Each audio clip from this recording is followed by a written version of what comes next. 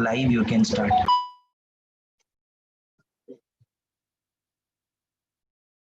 Okay. So shall we start, sir? Malay, sir? Yes, please. Yep. So a very good evening to all. Today we know today's evening is very special. Special in the terms today we will be discussing the two very important aspects of I must say the ophthalmology, not just the retinal diseases. Though we get these two, inflammation and neovascularizations, more in retinal diseases, but I feel like this is a part. This is involved with all of the ophthalmology, not just the retinal diseases. And to discuss these two important aspects of ophthalmology, we have all very known stalwarts from all over India to share their knowledge about these two important aspects. So today we will be discussing from basics to all the various clinical conditions.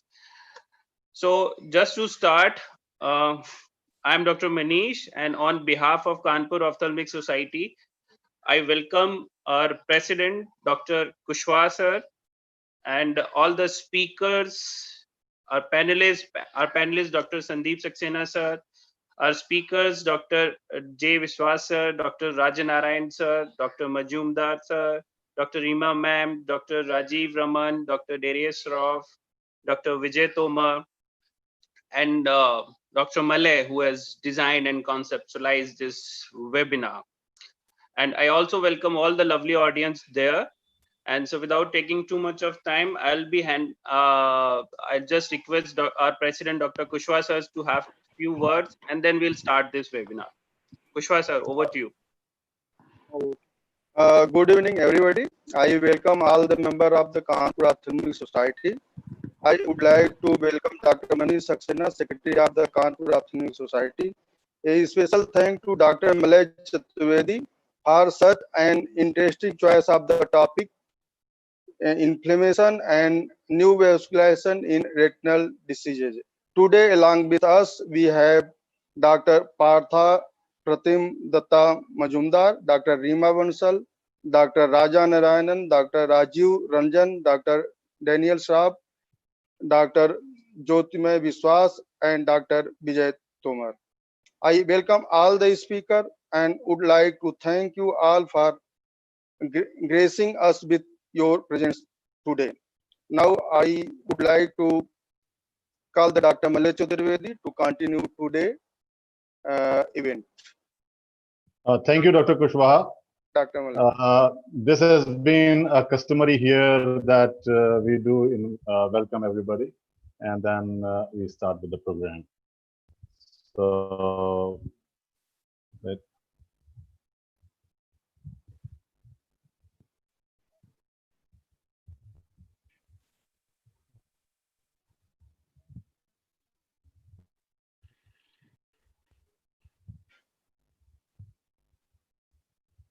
Yes, sir. You start the program. yeah, Dr. Malay. yes.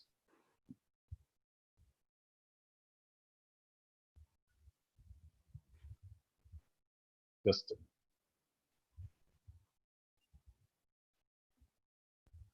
Dr. Rajnath, you carry on. Okay. I will join you.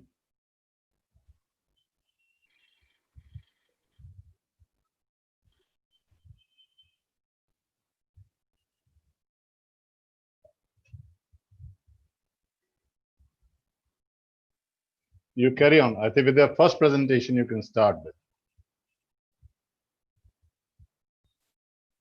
Can you hear me? Yeah, we Evening. can hear you. Should I start? Yeah, I think I have planned some videos for you and welcome message. The only thing is we are not able to do the slide share here. It's a great opportunity for us that in August gathering is there in this program, and why I designed this program was because at all the levels when I was looking into the problem of diabetic retinopathy, and I started investigating the etiology of diabetic retinopathy, I reached to a slide where inflammatory markers and vasculogenic markers were actually going on hand in hand. So I was not sure whether they are related or not. And when I discussed with my panelists, they were very eager to share their information on this subject. So it is great that we are here on this program. And as has been mentioned with my secretary and the president, Dr. Kushwaha, the audience has already been introduced to by our speakers. And I would invite Dr. Partho to please join in and start his presentation. Dr. Partho, are you ready? Yes. Can you hear me? Yes, I can hear you. So please carry on with your slides. My slides are visible? Yes. Okay. So good evening and happy Friendship Day, friends. At the outset, I would like to thank Dr. Malay Chaturvedi for coming out with this innovative and focused webinar on neovascularization.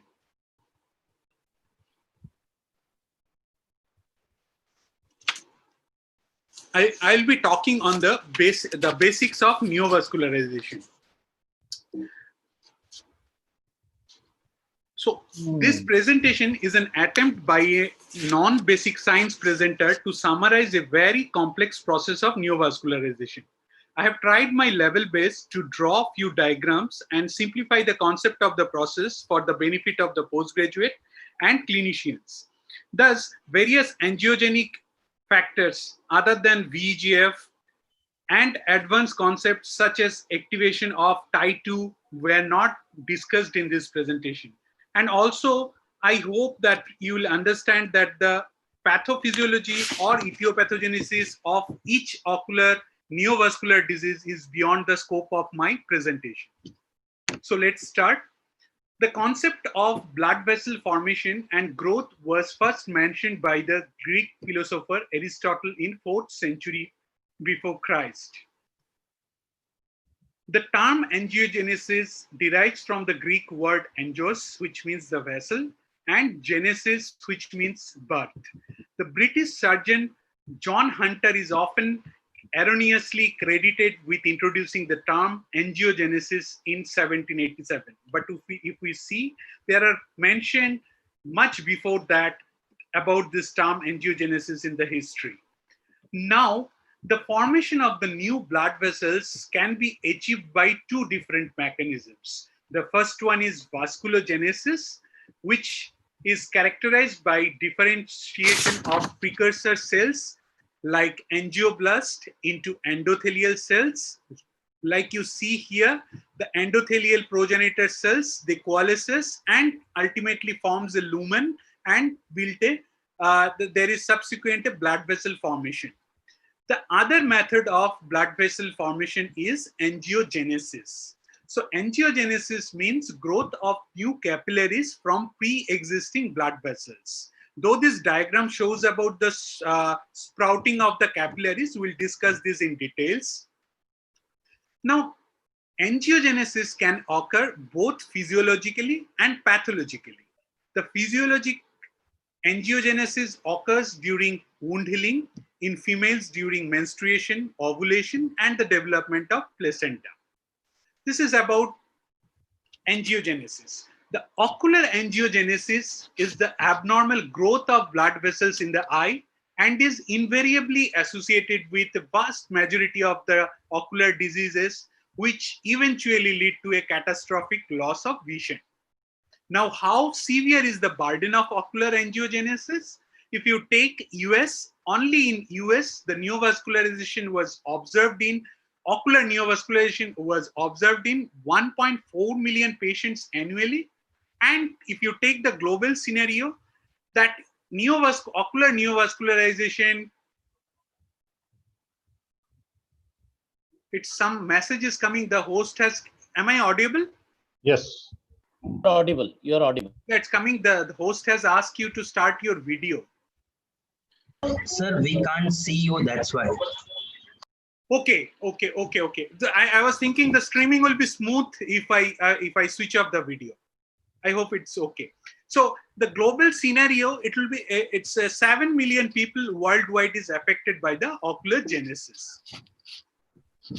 So now when we talk about ocular angiogenesis, we have to realize that this angiogenesis or neovascularization is a part of the aberrant wound healing process, and which occurs due to a specific tissue injury in various ocular disease. And this ocular angiogenesis can occur in iris, it can occur in cornea, it can occur in ciliary body, choroid, retina, and optic disc.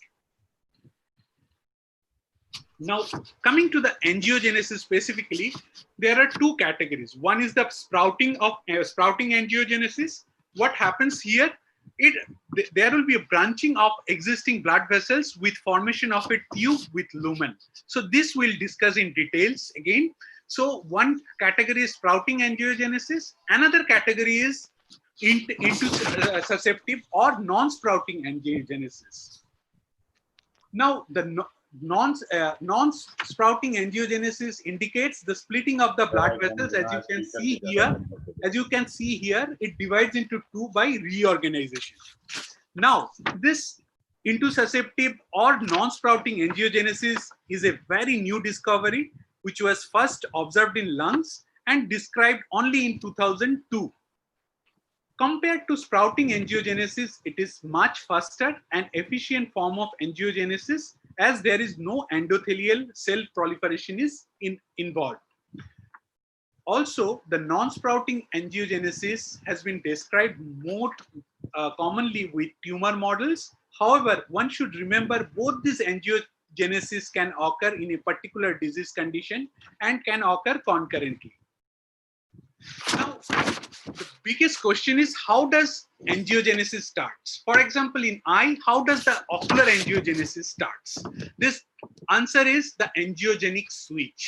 This is a very important concept. Angiogenic switch is what? Angiogenic switch, you have to understand that normally inside our body, there is a balance between pro-angiogenic factors and anti-angiogenic factors. Now, what are these pro-angiogenic factors? One factor we know, the vascular endothelial growth factor, the fibroblast, interleukin, and so many other factors are there. Whereas the transforming growth factors and these factors are considered as anti-angiogenic factors. So when the angiogenic switch is on, when there is pro-angiogenic factors, they take over the anti-angiogenic factors. Then the angiogenic switch gets on.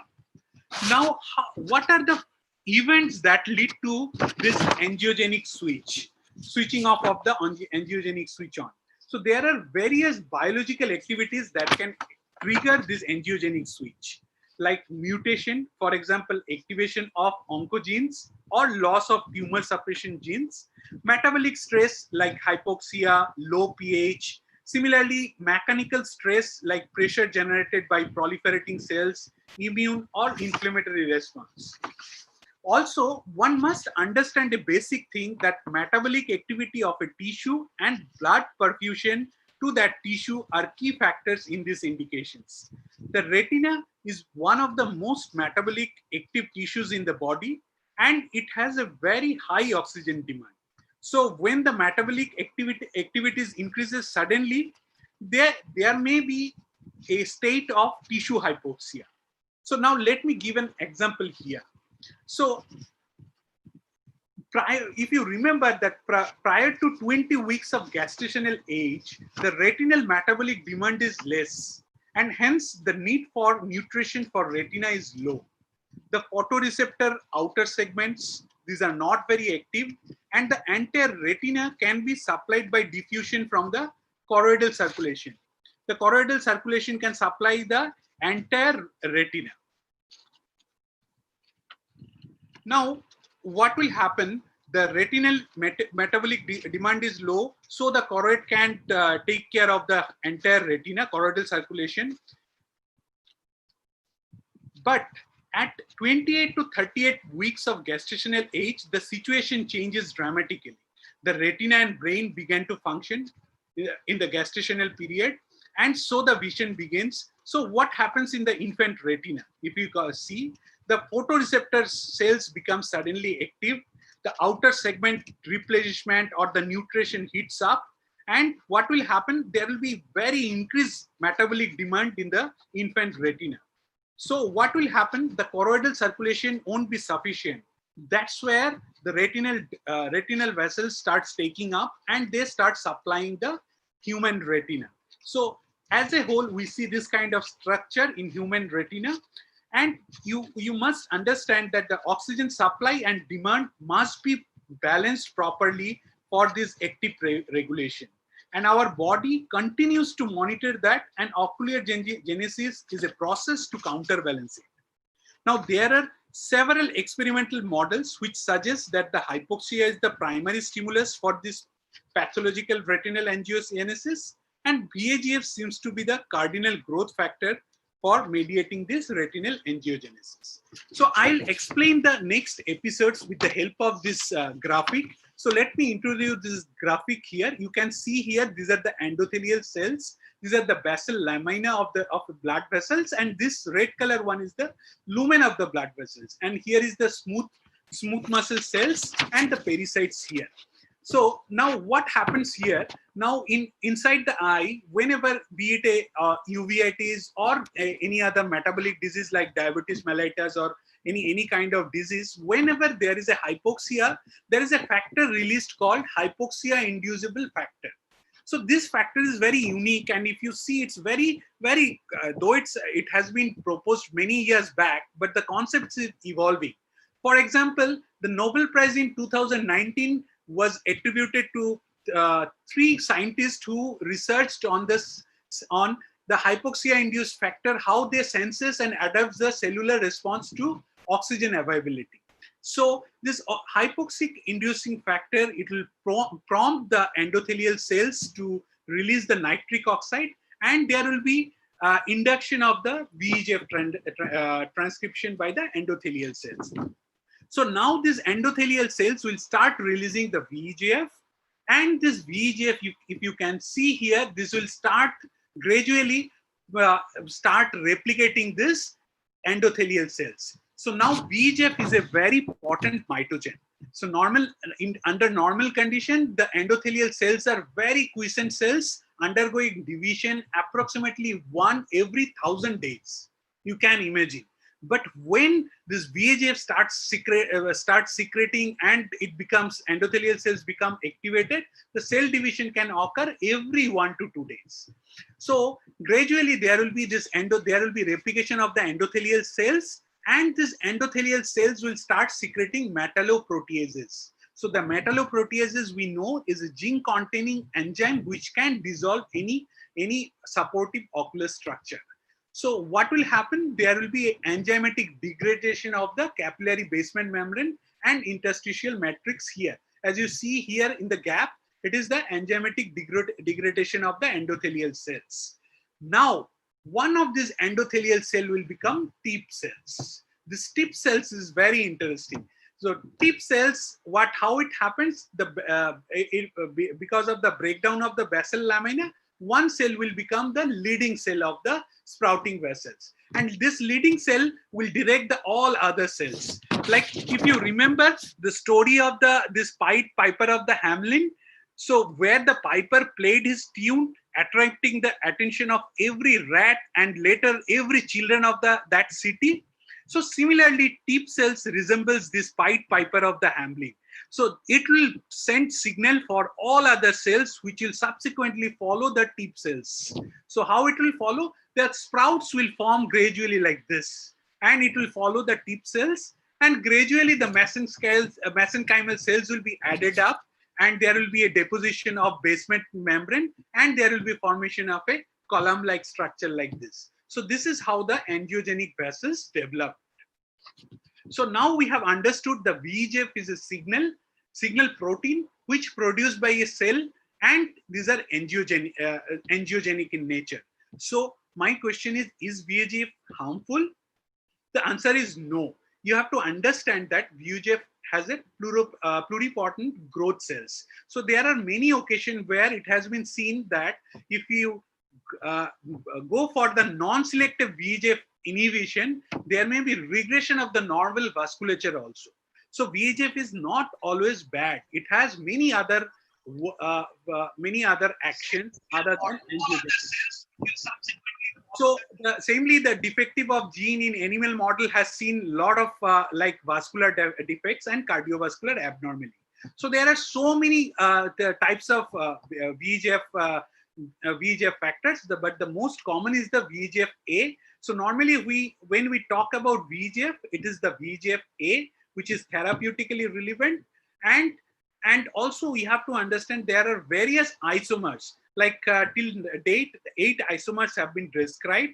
Of them, VEGF-165 is the predominantly isoform and primarily the mediator of retinal neovascularization. Now, when we talk about retinal neovascularization, just look into the normal vascular of the retina. So here I have drawn the diagram, and as you can see here, all the layers are mentioned here. So as I mentioned here, the superficial and intraretinal vascular plexus provide the oxygen and nutrients to the inner 2/3 of the retina. And if you see here, the outer 1/3 gets the nourishment from the choroidal circulation. Now, what happens here? Basically, two types of retinal angiogenesis broadly. I'm telling two angiogenesis can occur. One is preretinal, another is subretinal or choroidal angiogenesis. Now, this pre-retinal, when we talk about the retinal angiogenesis, can include the new vessels from the superficial retinal vessels at the vitreoretinal interface, and these are fragile and tortuous and often leak and lead to vitreous hemorrhage. Now, when we talk about the choroidal neovascularization, you can see here the choroidal neovascularization new vessels, they can arise from the choroidal circulation and grow through the breaks in the Bruch's membrane under the retinal pigment epithelium, and can have a combination of same. Also, we can have, in some cases, we can have neovascularization forms where the neurosensory retina, and later stages it may anastomose with the choroidal circulation and known as retinal angiomatous proliferation or RAP. Now, we have discussed that VEGF is the key regulator of angiogenesis, but we must also understand that VEGF has another significant role, that is the vascular permeability. So vascular permeability is a key factor, and that leads to the leakage, which results in accumulation of the fluid and proteins from the circulation into the tissue. Now, VEGF is the most potent known enhancer of the vascular permeability. It has been estimated that it is 50,000 times more effective than histamine, and that plays a significant role in vision loss in various ocular diseases. Now, coming to the tackling this neovascularization, I'm sure this will be discussed more specifically and in details by the subsequent speakers. I just want to highlight few points for the postgraduates. You have to understand why we do panretinal photocoagulation or laser. So laser works by killing retinal pigment epithelial cells, so which kills the photoreceptors, and that reduces the metabolic load in the retina and results in less hypoxia. So similarly, the VEGF binds to two major tyrosine kinase receptors, actually 3, but VEGF, let us simplify it in this way. So VEGFR1 and 2, so which lies in the surface of the endothelial cells and thereby activating the signal transduction and regulating the angiogenesis. Now, this VEGFR mainly stimulate the endothelial cell migration, whereas the VEGFR2 is the major mediator of the mitogenic, angiogenic, and permeability effects of the vascular endothelial growth factor. Now, this anti-VEGF agents causes regression of the pathological blood vessels. It reduces the retinal edema associated with leaking blood vessels. Anti-VEGF agents also reduces the level of VEGF in vitreous. So a reason that the response to anti-VEGF agents is variable, what we have not discussed here. You have to remember that VEGF is not the only agent elevated in the vitreous of the patients where the angiogenesis is going on. To conclude my talk, the various biological activities can trigger angiogenic switch, which may lead to angiogenesis. Ocular angiogenesis, though primarily an attempt of regeneration on the part of our human body, always cause a catastrophic loss in our vision. Selective and targeted inhibition of VEGF is an effective method to prevent the vision loss in ocular genesis. Thank you. Great, Dr. Partho. You have taken up your point very well. The point which we have been discussing amongst each other is you discussed the point of neovascularization. Is it somehow related with the inflammatory mediators? Is there any correlation between inflammation release, mediator release, and neovascular growth factor release? Yes, it's a definitely combination of everything. The inflammation has a significant role. So I think the subsequent speaker will highlight that even in all other conditions, like Dr. Rajiv Raman sir will be speaking on that, there is a role of inflammation even in diabetic retinopathy. So it's multifactorial. Okay. I want to make a comment that animal model of neovascularization, choroidal neovascularization was done by Stephen Ryan, where he has done that deep photocoagulation and ruptured the Brooks membrane, and that lead to the sprouting of the blood vessels. So the mechanical destruction also can produce the angiogenesis and cause neovascularizations of the choroid. Partho, there is one question from Dr. Sachin Ingule. He wanted to know what neovascularization affect on vision and can it be recovered, how it affects the vision.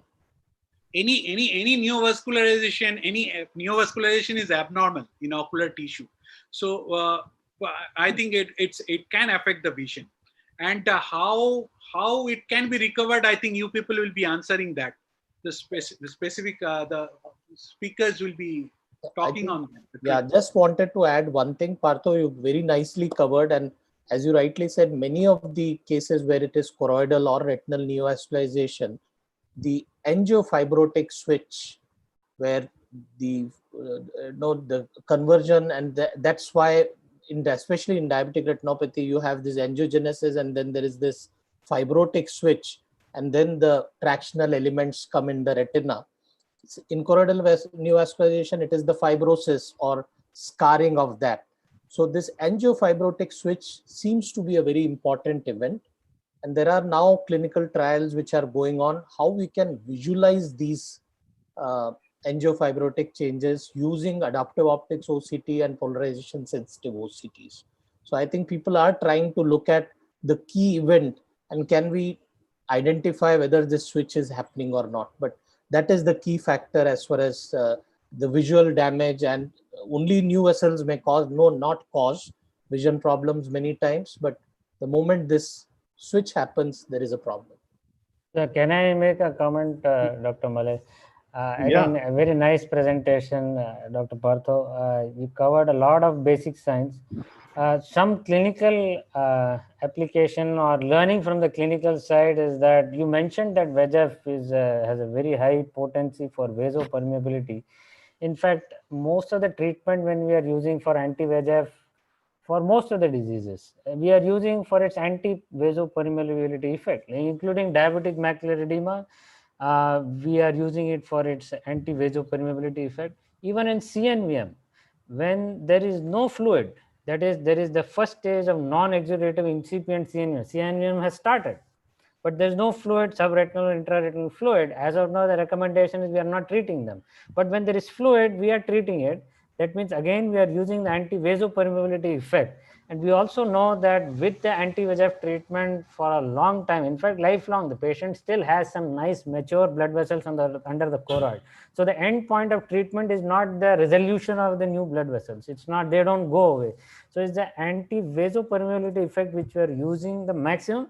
For most diseases, except for, let's say, ROP or even some PDR or some other neovascularization, which we may be using for the angiogenic effect, but most of the time it's anti-vasopermeability effect. There is another question by Dr. Chinchalkar, DC. Dr. Sumi Bhatnagar. She says that, sir, don't we study that new vessels don't have pericytes and thus they are fragile?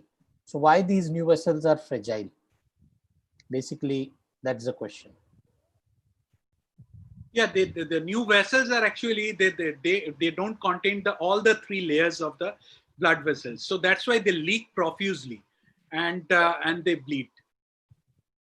So it's not only because of the pericytes, it's because of the other structural abnormality also. Yeah. So I think our first presentation has attracted a lot of interest, and our panelists will be very happy to listen that whatever we are seeing here on our laptops, this can be seen on your mobile equally effectively, as has been mentioned by Dr. Rima. But I was not able to understand because when I opened up my Facebook, it was streaming live. And when I went to YouTube, it was streaming live all together. And you can actually move around also seeing this thing. This is a fantastic part of this presentation. And may I now go for the second part of the presentation, which is by Dr. Rima Bansal. Her topic is imaging in retinal and choroidal neovascularization. Dr. Rima is a PhD from PGI Chandigarh, and she is an elected member of International Uveitis Society. So, Dr. Rima, are you ready with your presentation, ma'am? Thank you, Dr. Malay.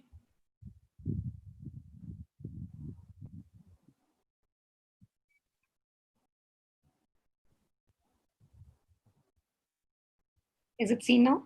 Yeah. Yes. Yeah. So at the outset, I would like to thank Dr. Malay Chaturvedi and Kanpur Ophthalmic Society and Dr. JB for this opportunity. And your program has attracted a lot of audience. So congratulations. So my talk is on imaging and retinal and choroidal neovascularization. Now, first, let's focus on the retinal neovascularization. So we know that the commonest pathologies of retina which cause neovascularization are, of course, if you have this kind of picture, which is very obvious clinically to see and diagnose, which is a case of vasculitis. And another example, which is also a case of vasculitis. Now, when you look at the clinical appearance of these two cases, they are quite different in the sense in severity, but something which is similar in both these kinds of retinal vasculitis is deciphered when we do a fluorescein angiography. Now, why do we do fluorescein angiography? Because the clinical diagnosis is very clear. So we don't have to really just limit our knowledge to the existence of vasculitis. We have to know what's undergoing, going beneath it, and whether this vasculitis is ischemic or non-ischemic. And the only information that we get from this is by doing a fluorescein in cases which are not obviously bleeding. So this kind of vasculitis, which looks harmless, is actually showing a lot of capillary non-perfusion in the peripheral areas. And that's one part of retinal neovascularization that we need to pay attention to. So that's why fluorescein angiography is a must in any case of retinal vasculitis. Now coming to the other case, this is also a case of bilateral retinal vasculitis, but you can see that there is a lot of sheathing, a lot of soft exudates, cotton wool spots all over, and it's a very acute phenomenon going on. And this is what the periphery shows. You have vascular sheathing and perivascular hemorrhages. But once you do a fluorescein, you see much more than what you see clinically, and it's actually alarming. So rather than when you have this kind of fluorescein, where you have almost complete knockout in both the eyes, you need to pay attention more to the management of these patients rather than waiting for the investigations, because these are the eyes which go on to develop rubeosis and ultimately become blind. So even if we are waiting for the investigations, whether it's an autoimmune disorder or anything that may be underlying this, we need to be very aggressive and we need to know the exact extent of retinal neovascularization. And again, I would say fluorescein angiography is a must here. Now you have another case like this, which is very suggestive of lower temporal BRVO, and you have exudation also. The OCT shows cystoid macular edema with subretinal fluid, and there was some bit of reaction in the vitreous and in the interior chamber, suggesting of some inflammatory BRVO. So now what we do theoretically, and at this stage, we really don't need a fluorescein because our OCT is giving us the appearance of the cystoid macular edema. We treat this patient with anti-VEGF or dexamethasone, whatever the choice may be. But just a point to know that doing a fluorescein at this stage may be just not very good idea, because your intense hemorrhages, the fresh hemorrhages, are blocking the view. They're causing a blocked fluorescence, and you're not very conclusive. You're almost clueless here. So let's see what we did. We managed this patient with the treatment, anti-VEGF, and the patient also received oral steroids. You can see the macular edema going down in 2 weeks. And once the hemorrhages also resolved, we performed the fluorescein angiography. And now, to our surprise, we see some areas of capillary non-perfusion in inferior periphery. Not only that, we see a frond of neovascular vessels. That's neovascularization elsewhere. So we see in NVE here, which we really don't suspect clinically. The eye is behaving fine with 6/6 vision. We don't want this patient to come back with a bleed. So we do a laser photocoagulation, and this patient does absolutely fine at 3.5 years of follow-up. So this is where the subtle NVEs are brought to notice just by imaging. So we need to pay attention to that. Now this is another case, just presenting with cells in the interior chamber. But as a complete clinician, we always dilate these patients, even if it looks like a case of an interior uveitis. So on dilatation, we found that there is this perivascular choroiditis scar along the upper temporal arcade. There was not vitreous reaction. We didn't see any kind of vasculitis or choroiditis or any other active pathology. But I really don't remember what came to our mind, but we went on to do a fluorescein angiography in this case, and to our surprise, there was extensive leakage in the periphery infranasally. So this was a case of an extensive peripheral neovascularization elsewhere in the retina, and this was a subclinical case of neovascularization in the retina. So a fluorescein again here helped us to pick this up and to do a timely laser photocoagulation to prevent the blinding complications of neovascularization. In contrast to the previous case, this is a very obvious case of vitreous hemorrhage in the left eye. And your immediate instinct is to take up this patient for an anti-VEGF or a pars plana vitrectomy. But I'll tell you why imaging is important even in clinically manifest cases of retinal neovascularization. So before taking up this patient for vitrectomy in the left eye, we just performed a fluorescein angiography in the left eye. And as expected, we saw a lot of neovascularization in this eye. You can see NVD. You can see NVE in the upper nasal periphery. This is the left eye, and also in the lower temporal along with the subhyaloid bleed. So this was not surprising. Now let's get back to the right eye, which was clinically normal. And as expected, the fluorescein on the posterior pole was absolutely normal, unless we saw the peripheral frames, which is the upper temporal, lower nasal, and upper nasal. Extensive capillary non-perfusion, multiple fronds of neovascularization elsewhere in the retina. So these eyes which look normal, these fellow eyes which look normal, may not be normal, and there is something serious going on. So as planned, we took this up patient for pars plana vitrectomy in the left eye and performed laser photocoagulation in the fellow eye in the right eye. And this is the outcome after undergoing vitrectomy and endolaser in the left eye. And this is the appearance of the right eye after scatter laser photocoagulation. And this is the follow-up at 5 years. Both the eyes, despite so much of neovascularization all over the retina, are doing absolutely fine. Now, we repeated the angiogram just to see what happened to these vessels. And this was the fluorescein at the baseline in the left eye. And this is the fluorescein we repeated at 5 years, not showing any residual new vessels and just showing laser scars. The right eye, this was the baseline when we picked up the neovascularization only on fluorescein.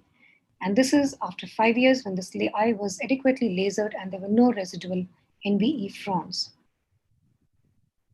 So continuing with the fluorescein angiography, now switching on to the white field, since many of us have this imaging modality, it may be important even after taking up a patient for vitrectomy, for vitreous hemorrhage. For example, this eye, usually we don't repeat fluorescein once we have done a good surgery, good laser. But I'll just give you an example that at times we might need to do it. Now, this patient had undergone a vitrectomy in the right eye for vitreous hemorrhage, and everything looks good. You can see vessels are sheathed. You can see nice laser scars in the right eye. Left eye shows some vitreous membranes, probably resolving vitreous hemorrhage. And here it is. So you have an extensive residual areas of CNP in the right eye, which warrant further laser. And the left eye, which looks just in the form of some membranes, actually needs dense, intense pan-retinal photocoagulation laser, because you have a lot of NVEs and extensive capillary non-perfusion 360 degrees. So sometimes even post-vitrectomy eyes, you might need to do this.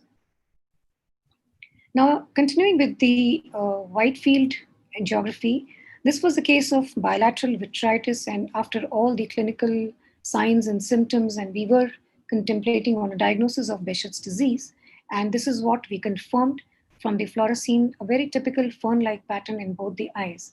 But when you talk of neovascularization, I think we don't really suspect this kind of phenomenon occurring in many of these eyes usually. So this is an example of a patient having right eye, a known case of Behçet's disease. You can see dense vitritis coming up. This was a case of recurrence in the right eye. The left eye was doing fine. And we just performed the fluorescein just to see the level of activity in the right eye, and which showed leakage in the early phase, but in the late phase showed a lot of leakage from the optic disc. So this was a case of optic disc neovascularization, which was not seen clinically and going on in an eye with active vitritis and vasculitis. So continuing with the optic disc neovascularization, we have started to see this in now cases of tuberculous serpiginous lycoroiditis. I would just like to highlight this case. As you can see, the optic disc neovascularization very well documented on fluorescein angiography, but then we performed now with the OCT angio, this neovascular front on the disc is beautifully captured. We treated this patient on lines of ATT, steroids, and of course, anti-VEGF injection. So this is the pre-injection neovascularization on the disc. And this is how you can really document complete regression of the vessels on the disc almost after 3 weeks of the injection. So switching on to the choroidal neovascularization, again, a very dangerous entity. We know that when you have this kind of case presenting to you with very obvious hemorrhage, CN gray complex, so you know that you're dealing with a classic CNVM, and you just go ahead with the fluorescein and do a fluorescein angiography to confirm, because there's no suspicion clinically here, and you do an OCT to confirm before you start your anti-VEGF treatment. Just to highlight, with the OCT angio, these kind of classic CNVMs are beautifully captured, and you have on the NFAS OCT angio, where you're showing the neovascular complex, not only on the choroidal NFAS, but also in the outer retina, because this was a classic CNVM. So here the diagnosis is not a challenge, imaging is not a challenge. This is just a classical example of how it appears. Now let's take up this example of a bilateral chronic CSC, which is very evident on autofluorescence. Now, when we perform the fluorescein angiography, which we don't really do in all cases of chronic CSC, unless you have some specific indication, the late phase in the right eye did show a leaking membrane. So there was a suspicion of CNVM in the right eye, although the patient was not acutely symptomatic. Now, when we did the OCT angio, we did see a complex in the outer retina and also in the choroid. And so this was a case of right eye, predominantly classic CNVM, as evident by the fluorescein and OCT angio. And these are the cases where you can demonstrate the neovascular network in the choroid by just changing your segmentation level from outer retina to the choroid, and then making it, slicing your scans between the membrane and actually capturing it like this. So this is just the segmentation which shows the predominantly classic neovascular membrane. Now, another case where you see this patient was symptomatic, if you look at the OCT, you have these undulating RPE with subretinal fluid and also some kind of foveal atrophy. But the good thing about this patient was that he was responding well to injection ranibizumab. Although we could not really demonstrate a choroidal neovascular membrane on the fluorescein, all the three phases, the early and the late ones, did show some stippled hyperfluorescence, but there was not a very frank evidence of a choroidal neovascular membrane, unless we took this patient up for an OCT angio, and it showed an occult CNVM here, which is more obvious on the choroidal lymphas. Now, again, as I said, segmentation is a beautiful way of demonstrating some of these occult CNVMs, which are not very classic. So if you do a segmentation, you can really see how the membrane is getting demonstrated beautifully. So now we know that there is an underlying membrane. That is the reason the patient is responding to the anti-VEGF agent. And now we know we are on the right track. This is a very obvious case of a PED, which the later frame is a little tilted, but you can see there is initial hyper and late staining in the late phase. And so these just go diagnosed and monitored as a case of PED, unless you do an OCT angio, which to our surprise demonstrated this neovascular membrane just beneath the PED. Now, if you go back to the angiogram, we would not be able to pick up this membrane ever because of the intense leak because of the PED. So the OCT angio demonstrates an underlying membrane here. Again, an example of choroidal neovascularization. The third type of neovascularization, which is the RAP or retinal angiomatosis proliferans. One example I would like to show here, if you look at the clinical photographs of this patient, the right eye and the left eye, you have something going on, and you diagnose this patient as a case of GFT. When you do a fluorescein, this is the early phase of the right eye and the late phase of the right eye. You see some kind of leak which is consistent with your diagnosis, and left eye you have this kind of leak which is becoming prominent, but you really don't label much here because you already know this is a case of GFT, and probably you're seeing some kind of RAP here. The OCT shows some fluid intraretinal cystic spaces and some kind of foveal atrophy because of the obvious scarring here. Now, when we did the OCT angio of the right eye, I would like to draw your attention to the superficial, deep outer retina and choroidal layers as we move from superficial to, it looks like a video running, but it is nothing but it is the subsequent slabs on the subsequent slides. So this is the superficial retina. We go to the deep retina. We see RAP complex. We go to the outer retina. It still fills and it is continuous and continuous again into the deeper segment of the outer retina. So this is the segmentation. So you can actually pick up the RAP if you run your slices on subsequent slides, which actually looks like a running video demonstrating the RAP from the inner to the outer layers. Coming to the inflammatory choroidal neovascular membranes, which we see in uveitis, the challenge in uveitis is because of extensive scarring in the posterior pole. It may be difficult unless the patient has a bleed like this. So this patient comes to us with sudden decreased vision. He was on follow-up for long. So this hemorrhage told us that yes, he's had a CNVM. That's the reason for acute drop in vision. And if you do a fluorescein, we did see a hyperfluorescent complex here. So not difficult to diagnose unless it's an obvious CNVM. OCT did show and everything was in favor of a CNVM, and we did capture it on the OCT angio. Now the challenges are in these kind of cases where the patient is on follow-up, has extensive scars because of whatever phenomenon has occurred, serpiginous lycoroiditis, has been doing fine, and one day on follow-up he says that I'm not seeing from this eye.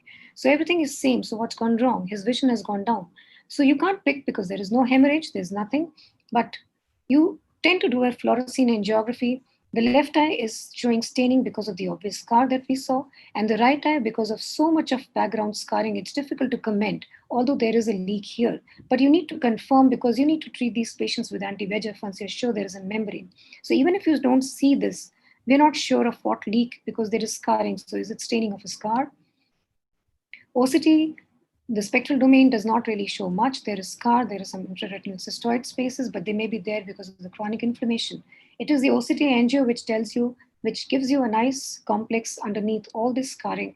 And here you have a diagnosis of inflammatory choroidal neovascular membranes. These are usually type 2 membranes. To summarize, I would say in retinal neovascularization, it is the fluorescein angiography, which gives you very valuable information. And coming to the choroidal neovascularization, the non-invasive OCT angiography is doing a very well established role in picking up and treating these choroidal neovascular membranes. Thank you very much. Fantastic, Dr. Rima. You have been really extensive, simple, and you have covered it so nicely.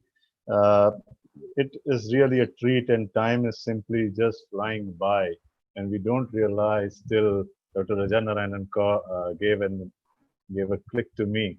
What about time? And then I realized, oh, actually we are running a bit late, but it doesn't matter.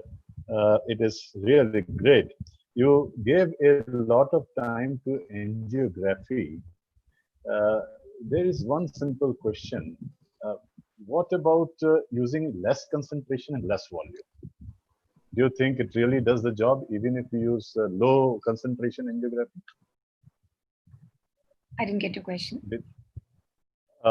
So usually we are using 20%. If we use lesser concentration of fluorescein, and instead of 5 ml, if we inject only 3 ml, do we still get the right amount of information?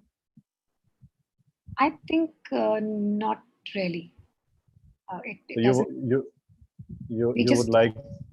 No, I think we just prepare the dye in the same amount and inject everything as a bolus.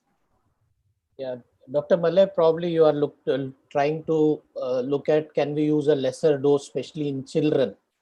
And I think because see, one basic thing is when you are injecting 3 ml, 5 ml, it really doesn't matter as far as adult is concerned, because what we are worried about, the renal toxicity and other things, even 5 ml is not that great amount. And what 3 ml can cause or 5 can cause, 3 will also cause. Yes, in children, there is a role of oral ingestion which can be used. So though we can still take the images, but the quality of images with an oral angiogram is not that great. So they used to be drinking the thing and then doing it especially for children, but the quality, so you will not see that great quality angiograms, and the whole purpose of your angiogram will get defeated. So I think use it in the right concentration. It's really nothing to be worried about with that. So I would like to add it, with the SLO-based systems like Heidelberg, we are able to get away with less 3 ml, because I think Dr. Rajanarayanan from, of course, trained by Dr. JB, he had also done a study and he found that a lower dose was okay with the SLO-based compared to the flash. But in the flash-based, Dr. Rima said we are generally using the standard dosage only. I agree with you. Okay. I have just 2 comments if I can make. Please. Now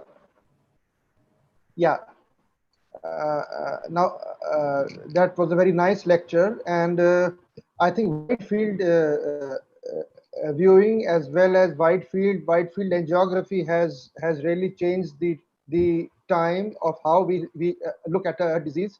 And in our good old time, it was said that if a diabetic retinopathy not regressing, just laser up to periphery. But now with the wide field angiography, we can have a very nice look, and we can plan accordingly and might expect the unexpected. And I think wide field angiography goes well with that. And then the second comment is that with the current COVID times, I think OCT angiography, if we are having, is going to hold well. Because we don't know which case is positive or negative, and we have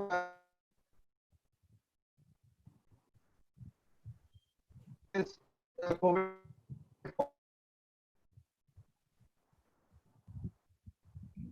So positive or okay. Can you take some questions, Dr. Rima?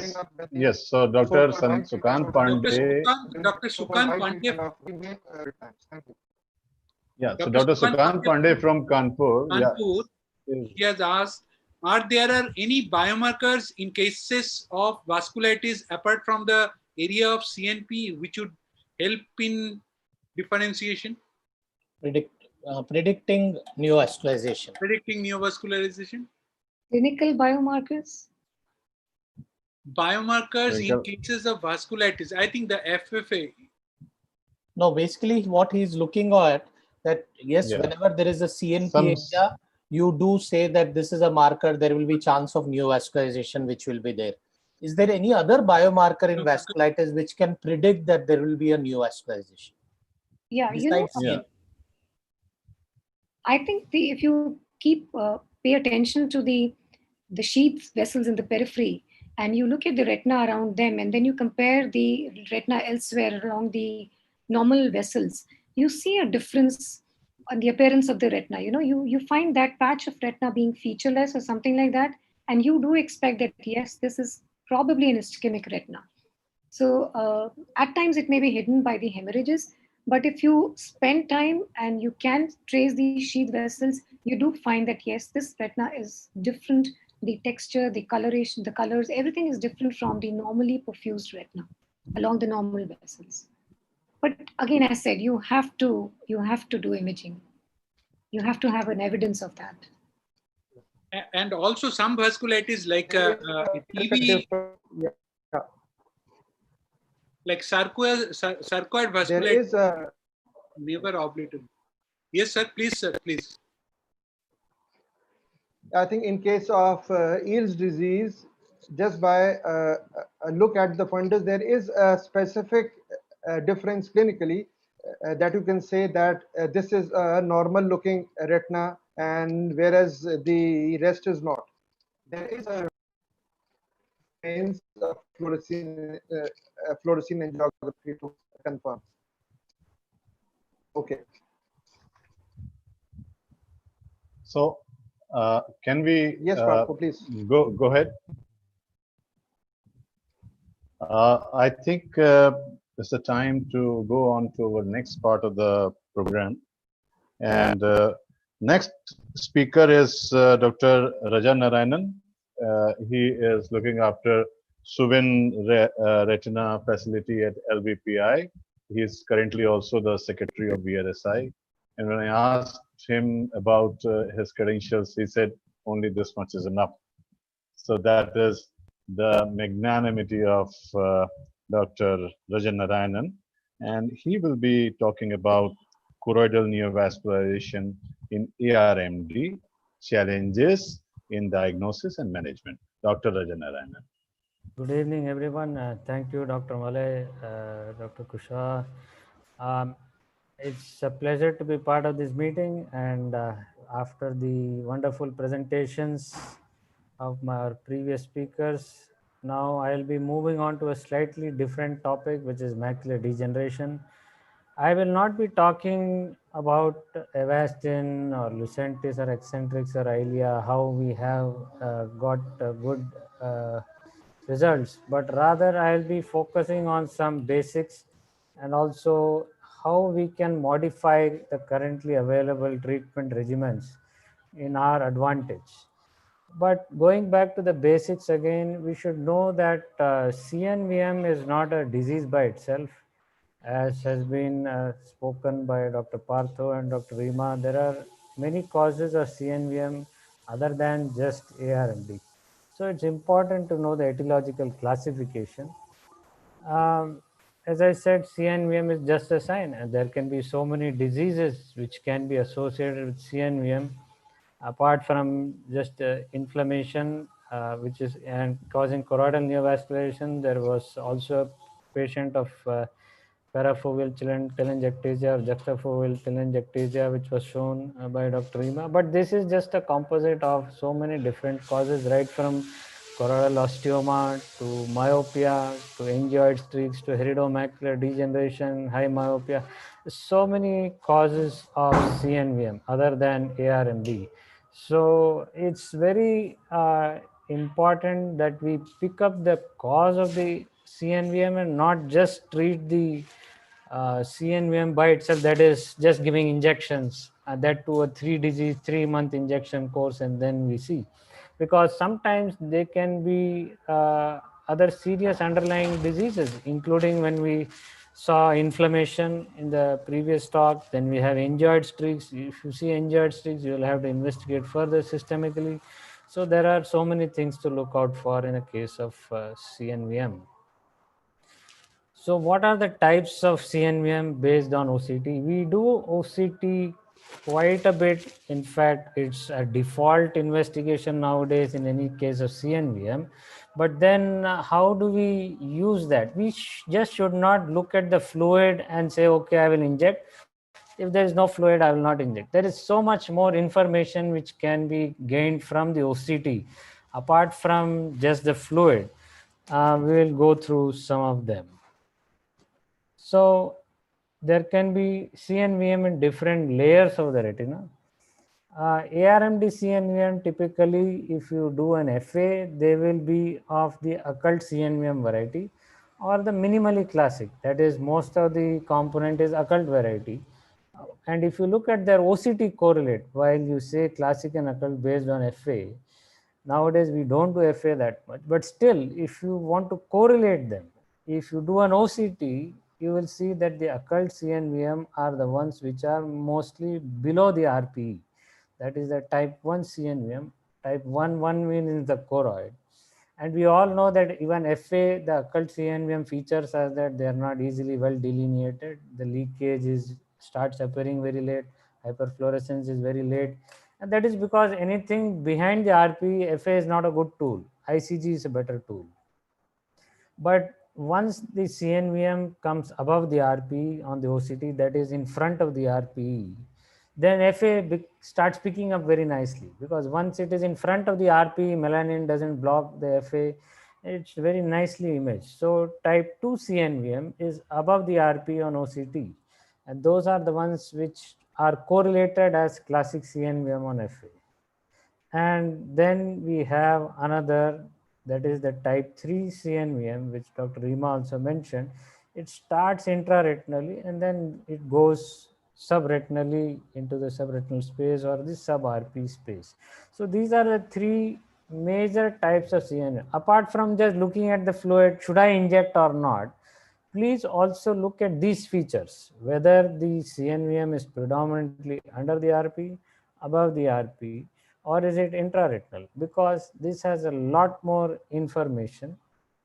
Why? It can be used for, you can say that it can be used for prognostication to the patient in terms of how much vision improvement can be expected, how many injections have to be done, because these are the patients who will ask these questions in general. Will I gain vision? How much will be my improvement? How many injections should I take? Should I take 3 injections and will it be over? That's a very common question patients will ask. Or should you tell the patient, no, this is a 2-year, 3-year, 5-year disease. You may still need injections in the 2nd year and 3rd year. So typically the occult CNVM of ARMD, that is under the RPE. If you do an OCT, it will be under the RPE. At least predominantly component will be under the RPE. Those cases are very hard to cure. They just will not go away. You have to typically keep on giving them injections, and they will keep coming back again and again over 1 year, 2 years. And the improvement in vision, like which was done in the Marina study, the first study initially with Lucentis or ranibizumab, that Marina and Anchor studies. Marina was for the occult one. We knew that the gain in letters in occult CNVM is less than in classic CNVM. So there are two things. One, there is less gain in vision in occult CNVM. Two, there is more injection requirement in occult CNVM. So we have people who have presented in conferences who claim that I have given 50 Lucentis to this patient. This patient is getting my 61st Lucentis. You can assume that they are not myopic CNVM, because myopic CNVM, you are not going to give 50 or 60 CNVMs. It is not an inflammatory CNVM. They don't get 50 injections and 60 injections over 7-8 years, because non-AMD CNVMs, as you can see in my table here, except that ARMD, I'm mentioned only the classic component, a little bit of that, but most of the classic CNVM are myopic CNVM, inflammatory CNVM, angioid-strict CNVM. They are all classic CNVM. So if you inject, in fact, on OCT angiography also, you will see that the vascularization goes away much more. Whereas in ARMD CNVM, the vascular net may still persist. Fluid will keep on coming and going. So the occult CNVMs are the ARMD PCV, and also in CSR, very common. You see the CSR CNVM, they are the ones which are under the RPE. So you should realize that it is also very useful OCT to prognosticate in our patients, how many injections, what will be the gain in injection. And also you will have a question from some of the patients, Dr. Saab, can I postpone my injection by 2 weeks? Can I postpone my injection for 1 month? घर में कोई शादी है, or my son is coming back from London or US. Can I get at that time? Or some yatra mein jana hai. So you will have to tell them that sorry, in most cases of CNVM you definitely have to tell them that we don't have too much time. But in the type 2, that is classic CNVMs, myopic CNVM, inflammatory CNVM, idiopathic CNVM, you don't have time. They have to get the injection same day, next day, whatever it is. But going by ARMD CNVM, you can give them some time. At least if you have done analyze that most of the CNVM is under the RP, or you have done an FA, it's an occult CNVM. How do we know that? In the original VIP TAP studies of PDT, they indications for treatment with PDT itself. You also know the natural history from those earlier studies. So nowadays natural history is not available because everyone is injecting first of all with either eccentrics or Eylea and then comparing with some other treatment. But to know the natural history, go back to the original studies. The patients who had occult CNVM, we never used to treat them unless there is a new onset subretinal hemorrhage or a new onset vision loss. So typically ARMD CNVMs progress slow. What are the causes of peripapillary CNVM? I have mentioned some of the causes here: angioid streaks, multifocal choroiditis, disc drusen, idiopathic intracranial hypertension, or even idiopathic. So those also are some of the variations of CNVM. Now we all usually look at Western literature and then try to copy that to our Indian literature. In most intervention trials, that's all we have because we don't have anything within India, at least in the beginning. Then we look at Singapore, Hong Kong, Japan, Korea, and then try to extrapolate. Typically, this happens with ARMD. Fortunately, we have Dr. Rajiv Raman here with us, who has done extensively in India, clinical research in India. I would rate him as one of the best researchers in India, not just in ophthalmology, but in any field of medicine. We need to develop more and more people like him. And also, he alone cannot solve in all diseases, but we can collectively work with him and take guidance and do a lot of more research, India specific. We need India specific answers. Our patients are not always the same as Western patients. We have done good literature on uveitis from India also, but unfortunately for most disease areas we don't have.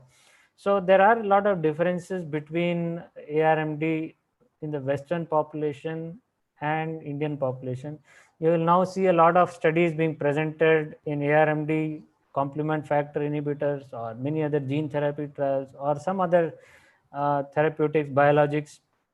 But Indian patients have less drusen, the geographic atrophy is much less. So you will have Western diseases saying that it reduces the rate of geographic atrophy progression. But in Indian patients, if you see, you'll hardly have patients with geographic atrophy. You will find, but if you go to the Western population, you'll have many more patients with dry RMD, large drusen, large geographic atrophy, much more than what you see in Indian population. Same way PCV, polyporal choroidal vasculopathy. In fact, it was Yanuzi who described it first. It was more common in Asians, but we did not describe it, we did not find it. That's another thing we should do in India. Some of us are doing, including PGI group, we are doing very well describing new findings. But PCV is one where even now postgraduate students in India, if you give a lecture, they may have heard of ARMD, but they have not heard of PCV. So PCV is a variant which is much more common and requires a slightly different approach, including PDT. So you have exudative and hemorrhagic variety, and if you do an ICG, you see these large polyps. On the left is FA, which doesn't pick up the polyp. On the right is ICG, where you see a lot of polyps. Now, in the US, they don't do much of ICG because it's not reimbursed. But in India, I don't find a reason why we should not be doing ICG. Everyone tries to find an excuse and say, I don't have access to ICG. But if you ask them, yeah, I have access to femtosecond, I have to access to various OCT angiographies, but we have been shy of doing what requires for Indian population. ICG is very important. Switching gears now to a little bit about treatment.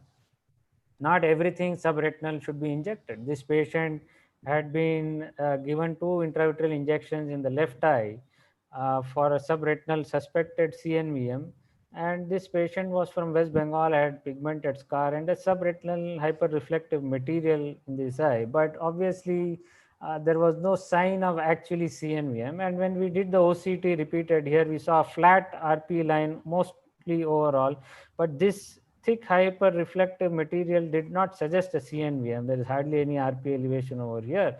And one of the differentials we had was a fibrinous reaction or material in the left eye. We also did an FA. Now we are going away from FA nowadays a lot, but FA is very crucial. OCT angiography has been spoken about very much. It's good to visualize the vasculature, but in some cases, when you want to look at the leakage of the dye, there is no substitute for FA. OCT angiography cannot pick leakage of dye. So only FA can pick up the leakage of dye, whether it is CSR or vasculitis, you have to do an FA. So here it's a typical CSR leak. And what we did Navilas laser. It was close to the FAZ. So we just did a Navilas assisted laser, and the response you can see to the laser is that the fibrin has completely gone. No injection has been given, anti-VEGF has been given. So it's a case of CSR with fibrin. So do not mistake everything subretinal to be a CNVM. Then there are some cases of OCT where you may find some hyporeflective spots. Not everything is a fluid cyst. These are called outer retinal tubulations. They can be misinterpreted as intraretinal fluid, but you can see that this high reflective border, that is cyst, along with a hyporeflective area, smooth circular high reflective border with a hyporeflective space inside in the outer retinal layers, is suggestive of an outer retinal tubulation, and you need not treat them if they are the only thing present. And obviously subretinal scar, please don't give that. If there is only subretinal scar, do not give anti-VEGF injection. It's of no use. Then there is one more category called non-exudative CNVM. This is coming up. These are cases, typically what we are seeing is these are being described in ARMD, where a patient has a choroidal neovascular membrane picked up on OCT angiography. Even ICG can pick it up. There's no fluid. So at this point of time, the recommendation is there is no need to treat. But there may be cases of CNVM net seen on OCT or OCT angiography, let's say myopic CNVM or a JFT or PFT associated CNVM. There we cannot say that you should not treat even if there is no fluid, because in myopic CNVM, PFT CNVM, typically they don't have much fluid. You have to go by the symptoms. The patient says, I have recent metamorphopsia, and you see like this and no fluid, still go ahead and inject. A little bit of last few slides of mine. Brolucizumab is one of the newest injections that has already been launched in the US. It's going to be launched in India by Novartis in October is what we are expecting. Typically, apart from the few inflammation episodes which we have been hearing, the big advantage is that so it has a longer dosing interval, Q12 weeks, that is every 3 months instead of every month. So patients were equally tolerated between the 6 milligram and 3 milligram dose. So that's one advantage. Another new system which is coming is the port delivery system, which was presented at ASRS, and the results have been, I think, submitted to the US FDA. So you have a reservoir. You see this capsule kind of thing. It's a very tiny one. It has to be surgically implanted though. You put it through the pars plana here, and then you fill it with ranibizumab injection.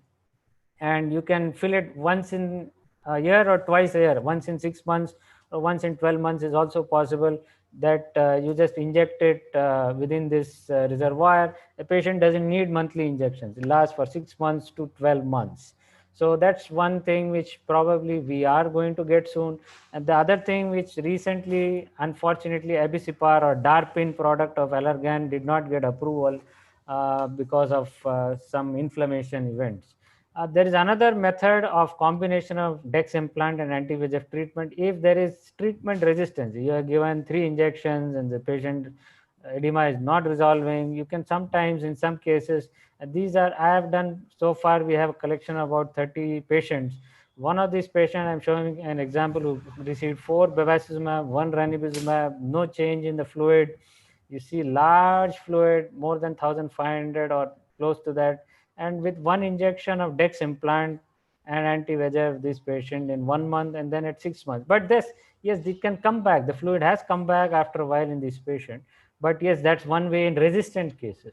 And the last concluding 1 or 2 slides is that don't be an OCT specialist, be a retina specialist. This patient was referred to me for macular edema and was advised injection. But unfortunately, or when I looked at the patient, clinical evaluation is extremely important. More important than OCT is clinical evaluation.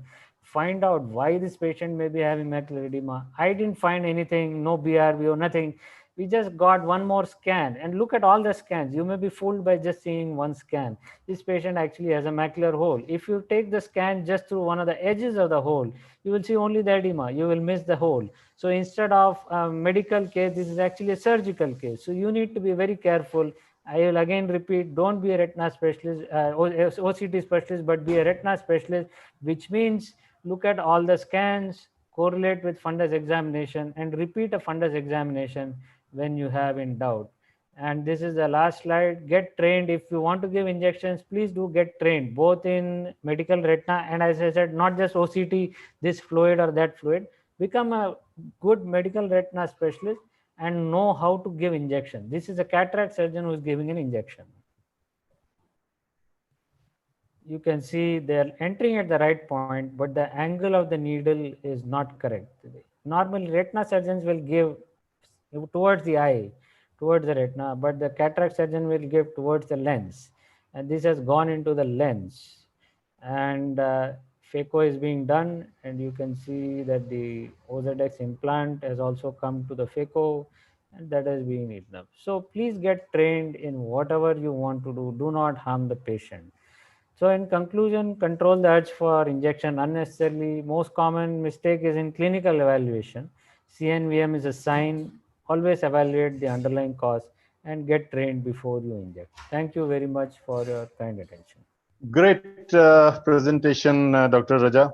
The point which you tried to make was that we should have an Indian perspective, and that is very much required. And you also said something that FFA we should not forget in the current scenario of so much of OCT and OCT angiography. Also, you said that we should not be OCT ophthalmologists, but actually we should be looking into the retina per se, especially with reference to the last few slides where you showed it was a lamellar macular hole. And this is very important that when we are taking a scan, we should understand that when we compare next time, we should take the scan from the same area, and then probably we will be in a better position to make a comment on the disease. Dr. Sandeep, if you are listening and if you would like to have a few questions, you can drop in.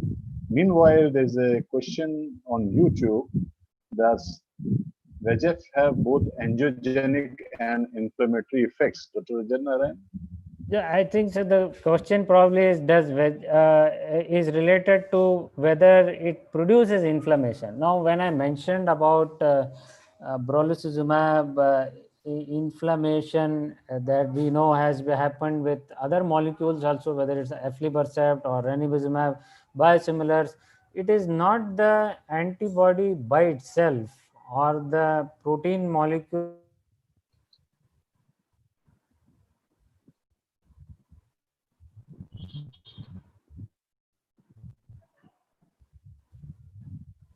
Yeah, I think there is some problem. So yeah. I think Dr. Raja was referring to anti-VEGF agents. Coming to this, yeah, VEGF definitely have angiogenic and inflammatory effects also. So during inflammation, even T cell can produce VEGF. Great. So related to this question, I was not.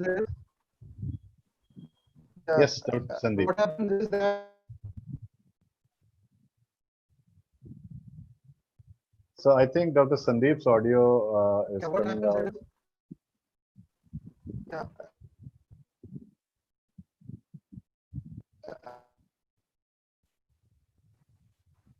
So Partho, my question was that is one sort of neovascularization different than the other neovascularization? The NV which we see in BRVO and what DME, happens is is it that different than I think there is your net is a bit unstable, Dr. Sandeep. Yeah, connection. It's Connection is going in between. VEGF induces a biomolecule by the name of ICAM. I think sir is giving some important tip. Unfortunately, we are not able to listen that. He's talking about ICAM. In Yes. between, I could see. I could So, hear. so actually, he had a full paper on ICAM and anti-VEGF. Yes. Yeah. So probably he wants to refer to that.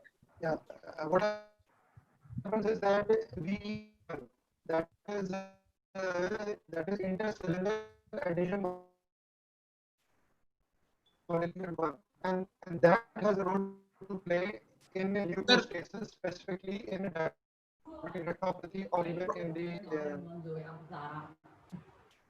I'm not able to hear. inflammatory diseases. Yes, And then sir.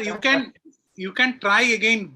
You can just switch off your video and then try, sir. Sandeep, sir.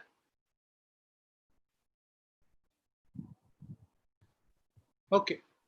I think we can go to the next Speaker. speaker. Go to the next speaker. Malay? Mute. Okay, we can go on to our next presentation. That is on retinal neovascularization in diabetic retinopathy, New Vista, and presentation is by Dr. Rajiv Raman. And I thought I would introduce Rajiv, but I think he has already been introduced by previous speaker. So Rajiv, hand over to you.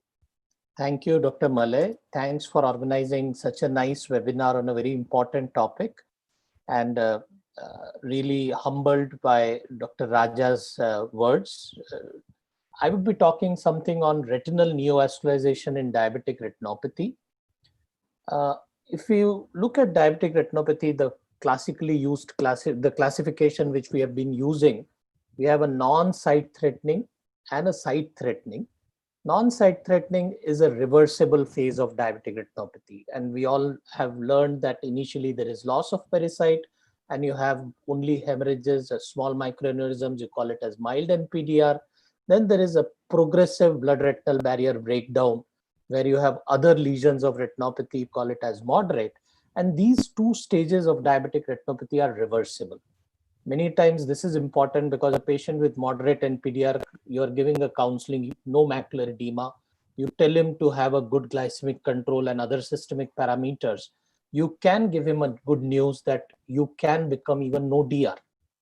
So this improvement, one step or a two-step improvement, how common it occurs? So in our population-based study, we found that it's about 1.85%. So this is from a population-based 4-year follow-up study, but definitely the important thing is these are the stages when diabetic retinopathy is reversible. And then comes the changes like more sequentially blood retinal barrier breakdown and more of ischemia, where you get features of severe non-proliferative retinopathy. And then there is the stage when the new vessels start growing, the neovascularization, the proliferative diabetic retinopathy. And these are irreversible stages. So after this, you don't get, they will never come back to no diabetic retinopathy. And as Partho rightly mentioned, that there is this angiofibrotic switch which happens, and then you start getting the tractional components, which are the major cause of vision loss, one of the major cause of vision loss in proliferative diabetic retinopathy. And we know that proliferative retinopathy can present with varying spectrum. You may have just a vitreous hemorrhage, a localized subhyaloid heme, you can have a tractional component, a combined retinal detachment where you have tractional and rhegmatogenous component both. And these are the challenges which we face in our clinics every day. And coming back to again the main theme, whether diabetes and diabetic retinopathy and inflammation. So I was just going through, this is actually a page from Duke Elder. And the Duke Elder, the chapter on diabetic retinopathy actually starts with that it is an inflammation of retina. So it's not a new concept that inflammation and neovascularization happen together. And even before the Duke Elder was written, 1818 to 1884, diabetic retinopathy term was not there and people were calling it as retinitis. So there was a concept initially that this is inflammation. And again, this concept is now revisited. We have revisited this concept. And this was one of a study which we had done and published in Eye. We tried looking at the link. So basically we took the vitreous reflux in cases who had DME, and those who underwent surgery, proliferative, we took the vitreous aspirate. And we tried looking at nearly 25 cytokines and tried looking at what happens to them. So yes, VEGF increases. It was highest in proliferative diabetic retinopathy.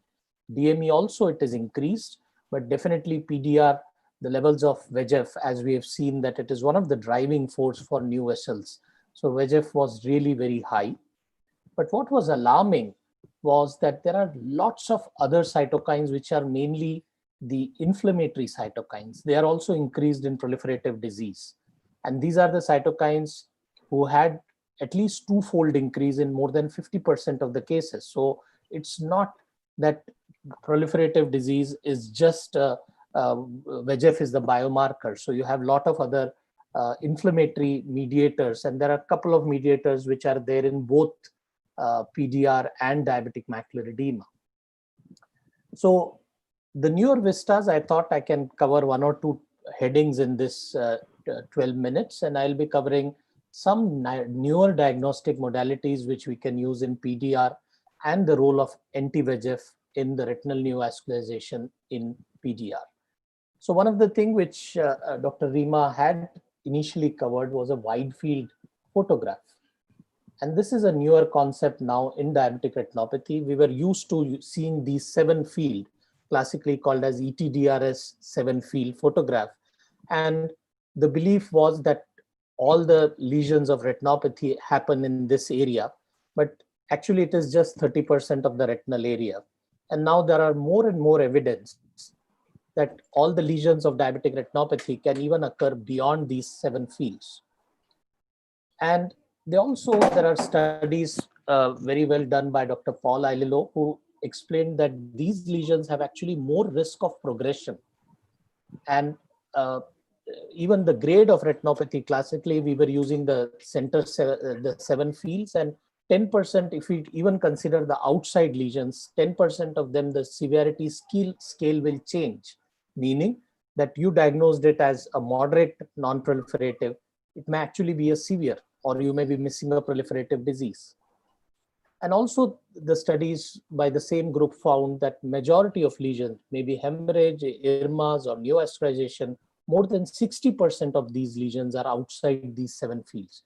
Now, this may not be very important for those people who are doing indirect ophthalmoscopy, because they tend to look in the peripheral retina, but those of them where routine practice, they rely on the 78D or a retinal photograph. This becomes an important finding. They also looked into a 4-year follow-up of the patient. So at baseline, they had nearly 50% of them had central, and they called it as central and peripheral changes of diabetic retinopathy. And in follow-up, 4 years later, the people who developed proliferative disease, majority of them had peripheral changes. So what this means that the risk of progression is more in patients who have peripheral lesions. So I think that is something which is now coming up. They have nearly 4-fold increase in the risk of proliferative diabetic retinopathy. This was a combined effort. I would say one of the first effort where Shankar Nethralaya, LV Prasad Eye Institute, Arvind, and Narayan Nethralaya, together we did this study trying to look at whether the patterns of central and peripheral lesions in diabetic retinopathy, the same pattern which has been reported in the Western literature, even India, do we have the same thing? And what we found that predominantly peripheral lesions, PPL, irrespective of stage of retinopathy, is about 30 to 40%. If you look at proliferative disease, it's nearly 35% of patients will not have central. This is central doesn't mean that it's only 45-degree, but the 7 fields. So the lesion, the new vessels are beyond that. And we also found that these majority of the PPLs, predominantly peripheral lesions, are in the temporal quadrant. So when you are looking at, try to look, even if you are not taking an image, try to look in the temporal little periphery also. Classically, what has been taught to us that it is a posterior pole disease. It's not a posterior pole disease. You will have 40% of the lesions, which is little bit in the periphery. And this is the distribution of the PPL in the various grades of retinopathy. Now, the big question is which peripheral lesions have more risk of proliferative disease? And very recently, about a month back, this question was answered. We all know that ETDRS has told that it's the increasing number of hemorrhages, the irmas, and venous bleeding. These are the parameters. If they are present in the 7 fields, the chance of progression to PDR is very high. People also looked into now what are the peripheral lesions which increase the risk, and what they found is the surface area of the hemorrhages and microaneurysms, particularly the hemorrhages. They also found the distance from the optic nerve head, from the center of the optic nerve head. More periphery the lesion is, there is more risk of peripheral progression. And they found that it's only the peripherally placed cotton wool spots. It's not the extent or the area of the cotton wool spot, but more peripherally, if you see the cotton wool spots, these are the cases where the progression to PDR is very high. We also have another wide field one, the Clarus from Zeiss. There is no commercial interest, but it gives a true retinal image. We don't see those lashes. It again gives a wide field, and it is really a high resolution image. Such an extent that many times we really don't need to do a fluorescein angiogram if you're trying to look for a subtle NVE. So we had this instrument for a demo, and during that time, the number of angiograms to look at these subtle NVEs really reduced. We also use these wide images to look the adequacy of PRP. Many times you can identify the skip areas and try to treat it. Likewise, the wide field angiogram also plays an important role, looking at the CNP areas and looking at new vessels, and again beyond these 7 fields of ETDRS. So we wanted again to look at that based on wide field angiogram, how many lesions are there beyond the 7 field ETDRS. If you see, there is equal lesion. So if you look at neovascularization, 20% inside and 20% outside. So there is both the diagnostic modalities, a wide field angio and a wide field photograph, does give us a message that diabetic retinopathy is also not a posterior pole, but even in the periphery, you can get the lesions. OCTA has been covered, but now we also have a swept source OCTA, a wider field where you can really, so this is not an angiogram, but this is an image using plexelite. It's a swept source OCTA, and you can see so well the CNP areas and the new vessels. Another way to look at the new vessel is you have the various slabs, as Dr. Rima was showing, and one of the slab is a vitreoretinal interface slab. And in that slab, you can make out these new vessels. And very recently, there was a study which tried looking at what is the sensitivity of this VR interface slab on an OCT angiogram to detect retinal neovascularization. And they considered FA as a gold standard. And they found that if you do automated segmentation, the sensitivity is about 73%, which I would not say is a bad one, but pretty good. Manual segmentation actually improves it to about 85%, 84%. So We can use on a OCTA the VR slab, where it gives you the vessels which are piercing through the internal limiting membrane to have a look at those vessels. Non-invasively, we can detect these new vessels. Coming to anti-VEGF for retinal neovascularization in PDR, so it was actually the work of Patricia Diomere and Paul Alilo long back in '95, where first time they showed that VEGF actually correlates with neovascularization in PDR. In active PDR, you can see the VEGF levels were very high. In active PDR, even NVI, it was high, but it was inactive NVI, the levels were pretty low. And this was one of the first evidence to show that VEGF is implicated in diabetic retinopathy. And the same group, Dr. Ailolo, along with, if you look at, there is Napoleone Ferrara, who is the man who made these anti-VEGFs. And he first time showed that you can inhibit the neovascularization by using anti-VEGF. So these are just a small mention about the history, but over a period of time, many trials have shown us that anti-VEGF definitely reduces the severity of retinopathy. So this was actually a combined analysis of RISE, RIDE, Protocol I and Protocol T of DRCR. And they found that moderate to severe non-proliferative retinopathy, this is a stage when anti-VEGFs are given, it can reduce the severity of retinopathy. You can see more than two-step improvement in majority, 73% of them in 2 years. This is just an example. The patient who had anti-VEGF, you can see the left photograph having a lot of hemorrhages. Probably you may classify it as a moderate, and if you can see the other quadrants, you can even classify it as a severe. And over a period of time, on anti-VEGF for macular edema, the severity of retinopathy reduced. The other eye, which was untreated, continued to worsen and had PDR. So definitely it is an important drug. And now very recently, again, if you look at July, this issue, Clarity trial, which again showed the same thing, they found that Eylea actually reduces hemorrhages and irmas, but they have no effect on the venous bleedings, the three which we use for classifying diabetic retinopathy. So can anti-VEGF replace PRP? So this is one of our study, which it's one of the largest study with maximum patients of PDR who had laser PRP followed over 10 years, more than 600 patients.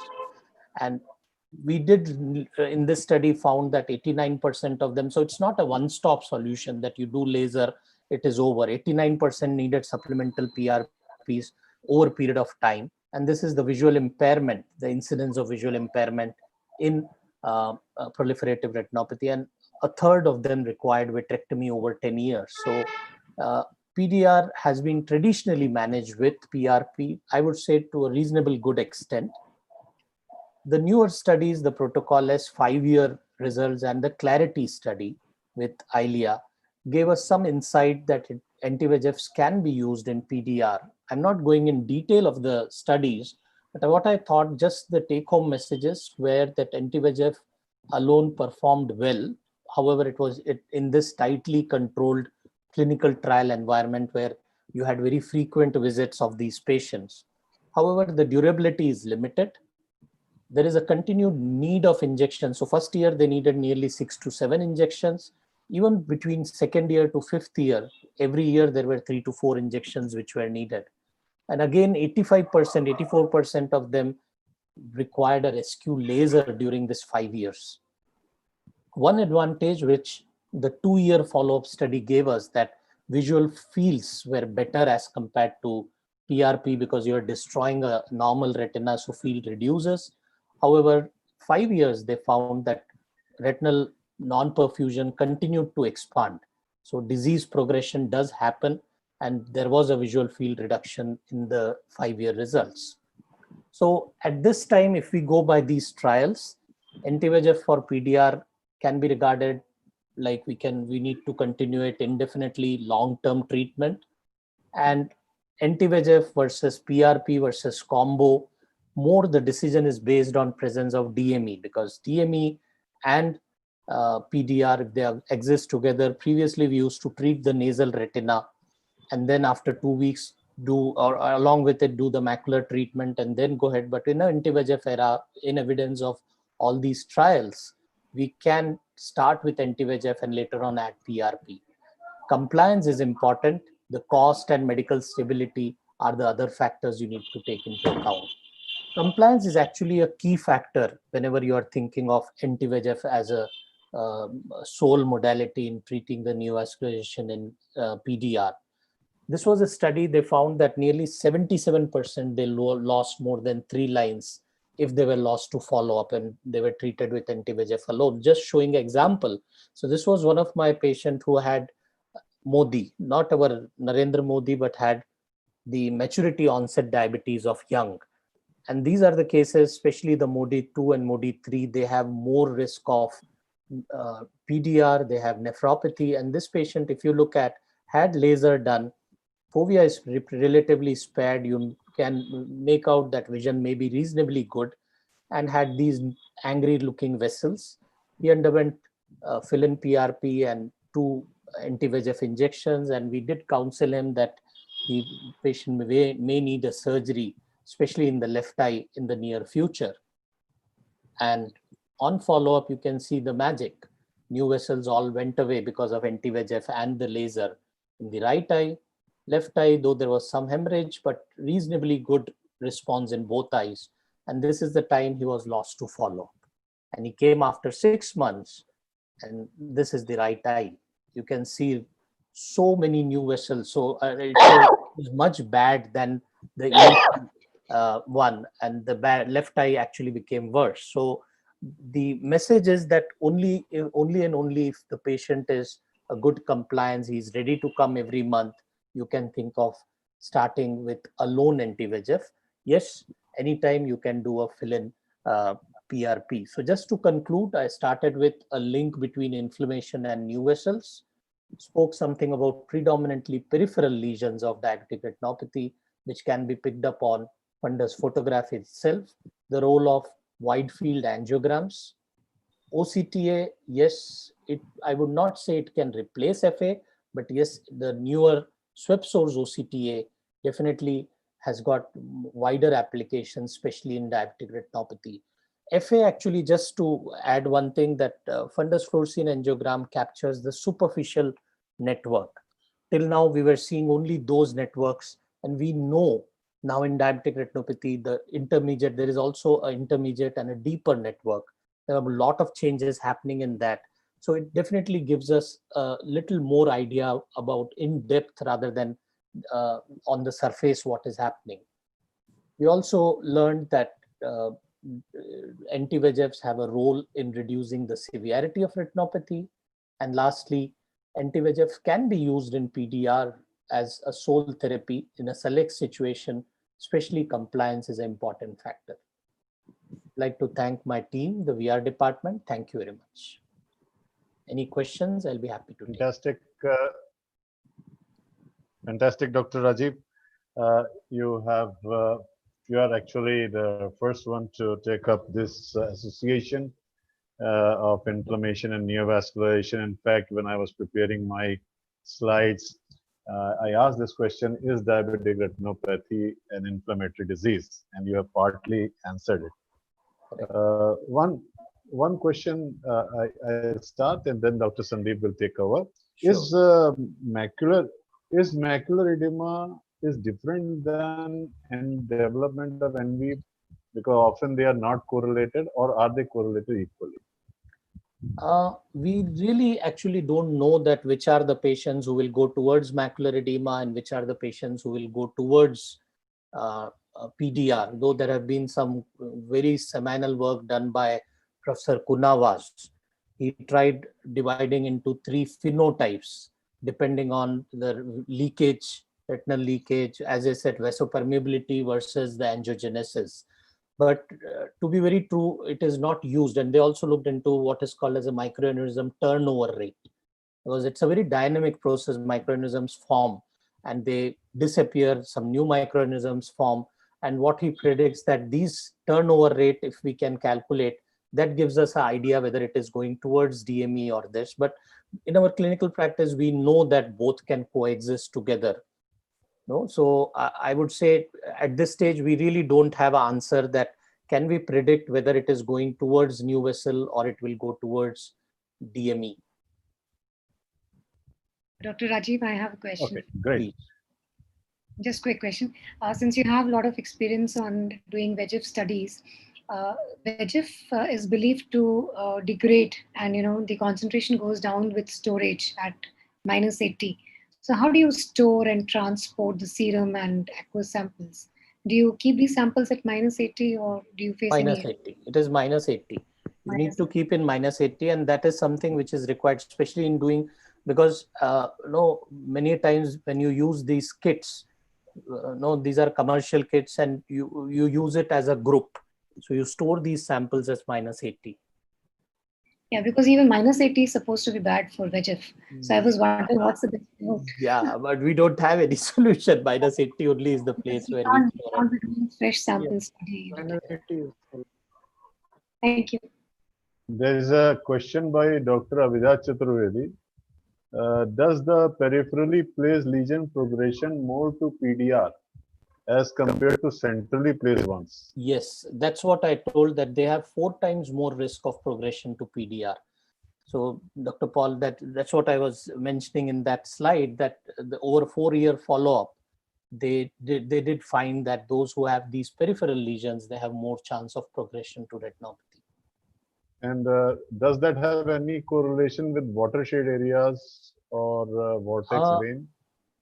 Yes, very good question. But all these studies have used the traditional ETDRS 7 fields. And if you look at the 7 field, it will not go till the equator. So as you rightly said, if you would have taken probably equator as a vortex veins or equator as a watershed zone and use that, we may get a little different. But what has been described, what I'm telling, 4 times increase is based on the 7 field photography, which covers about 30% retina focused on the fovea.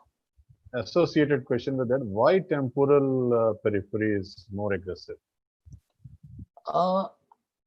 It is not aggressive, but lesions were more found in the temporal retina. To be very true, I really don't know, but we can think of this is something probably it may be related to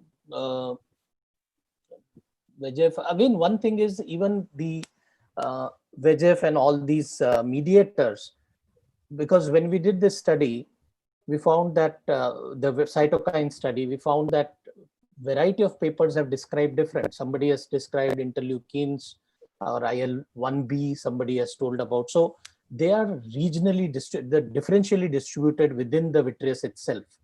So probably some areas may have more concentration of VEGF. But again, this is something like, it's just a hypothesis, but we did find that more anterior AC tab, those who have done the studies, they found more of interleukin as important factor, and those who have done in the vitreous, they found some other. So it is they found IL-6 mainly in the 6 and 8 in the anterior chamber.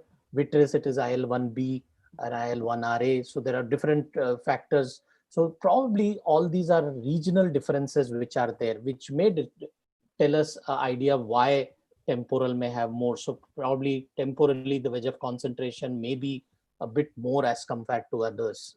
If you look at distribution, maybe just a hypothesis, there may be other reasons too. Great. There's one more question for you. Yes. Yes, I think that is very okay.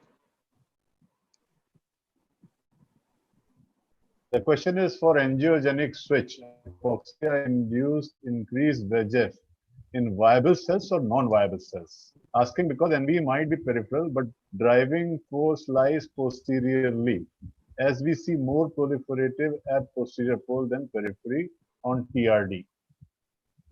Name is not mentioned. I agree. Yeah.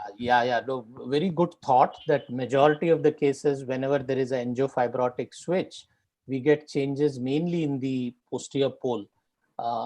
I agree with you, but again, this may be more dependent. See, the changes which we get is because of the vitreous attachments. So TRDs and all other things, maybe because of the vitreous, it may be again the anatomy of the vitreous where, no, because it has attachments on certain areas and mainly it is posterior pole at the disc. No, so probably that may be the reason you get more of the TRDs and maybe many changes in the posterior pole, not as common in the periphery where the vitreous is little bit detached and the chances of having those changes. So rather than disease, probably it is the vitreous anatomy which may be playing a more role.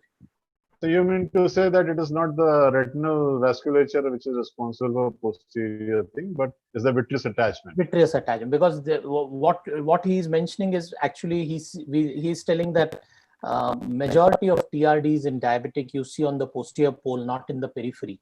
And what can be the reason for that when we know that the NVs are in the periphery also? So the TRDs are more dependent on the vitreous attachment rather than the new vessels in the retina. Yeah. Dr. Sandeep, are you able to listen to us? Dr. Sandeep? Yes. I think vitreous plays a very important role, and that is why the concept of having a vitreous vitreous gland that detachment in cases of diabetics is also picking up. So vitreous definitely has a very important role in the fibrotic activity.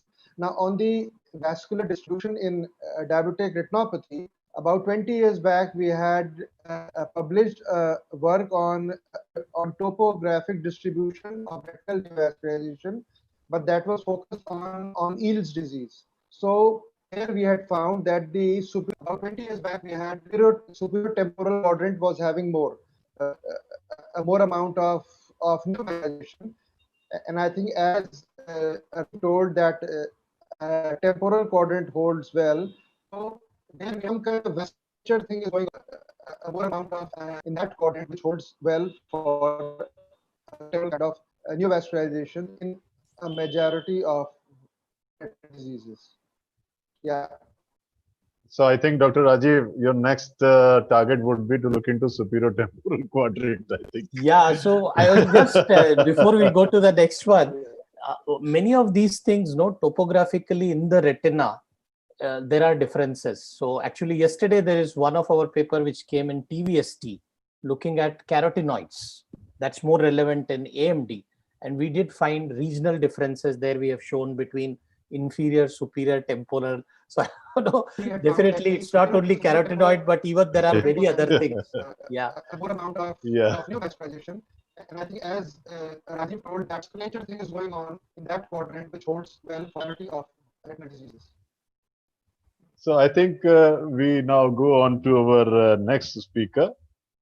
He's a young Maulanian and very innovative vitreoretinal surgeon, Dr. Darius Roth, and he will be talking on to the other aspect of neovascularization, which is vascular occlusion. So he will be talking about neovascularization and vascular occlusion. Dr. Darius. Thank you so much. I'd like to thank Kanpur Ophthalmic Society, Dr. Malay Chaturvedi, and of course, JB sir, for this opportunity. Can my slide be seen? Yeah. Yes. So I think after this galaxy of esteemed speakers, it's now my turn, and I'll be speaking on neovascularization in RVO. This is very important because after diabetes, RVO is the most common vascular disease in the retina. The flow of the talk is first, we'll do a little bit of number crunching. We'll talk about demographics and frequency. Then we'll go on to diagnostic modalities and talk about wide field imaging again, because this is important. And then we'll go back into real world and talk about a few cases of RVO where RVO and inflammation are meeting. So if we see demographics, large Beaver Dam studies found estimated 15-year cumulative incidence of RVO to be at 2.3% in the population, with majority, that is 78%, being BRVO. It affects males and females equally and most present in age group of 60 to 70. Who's at risk? So in this case, it's important to understand Virchow's triad, where there's diminished blood flow, increased blood viscosity, and the altered lumen wall. And this is mainly seen in vascular diseases like hypertension, diabetes, hyperlipidemia.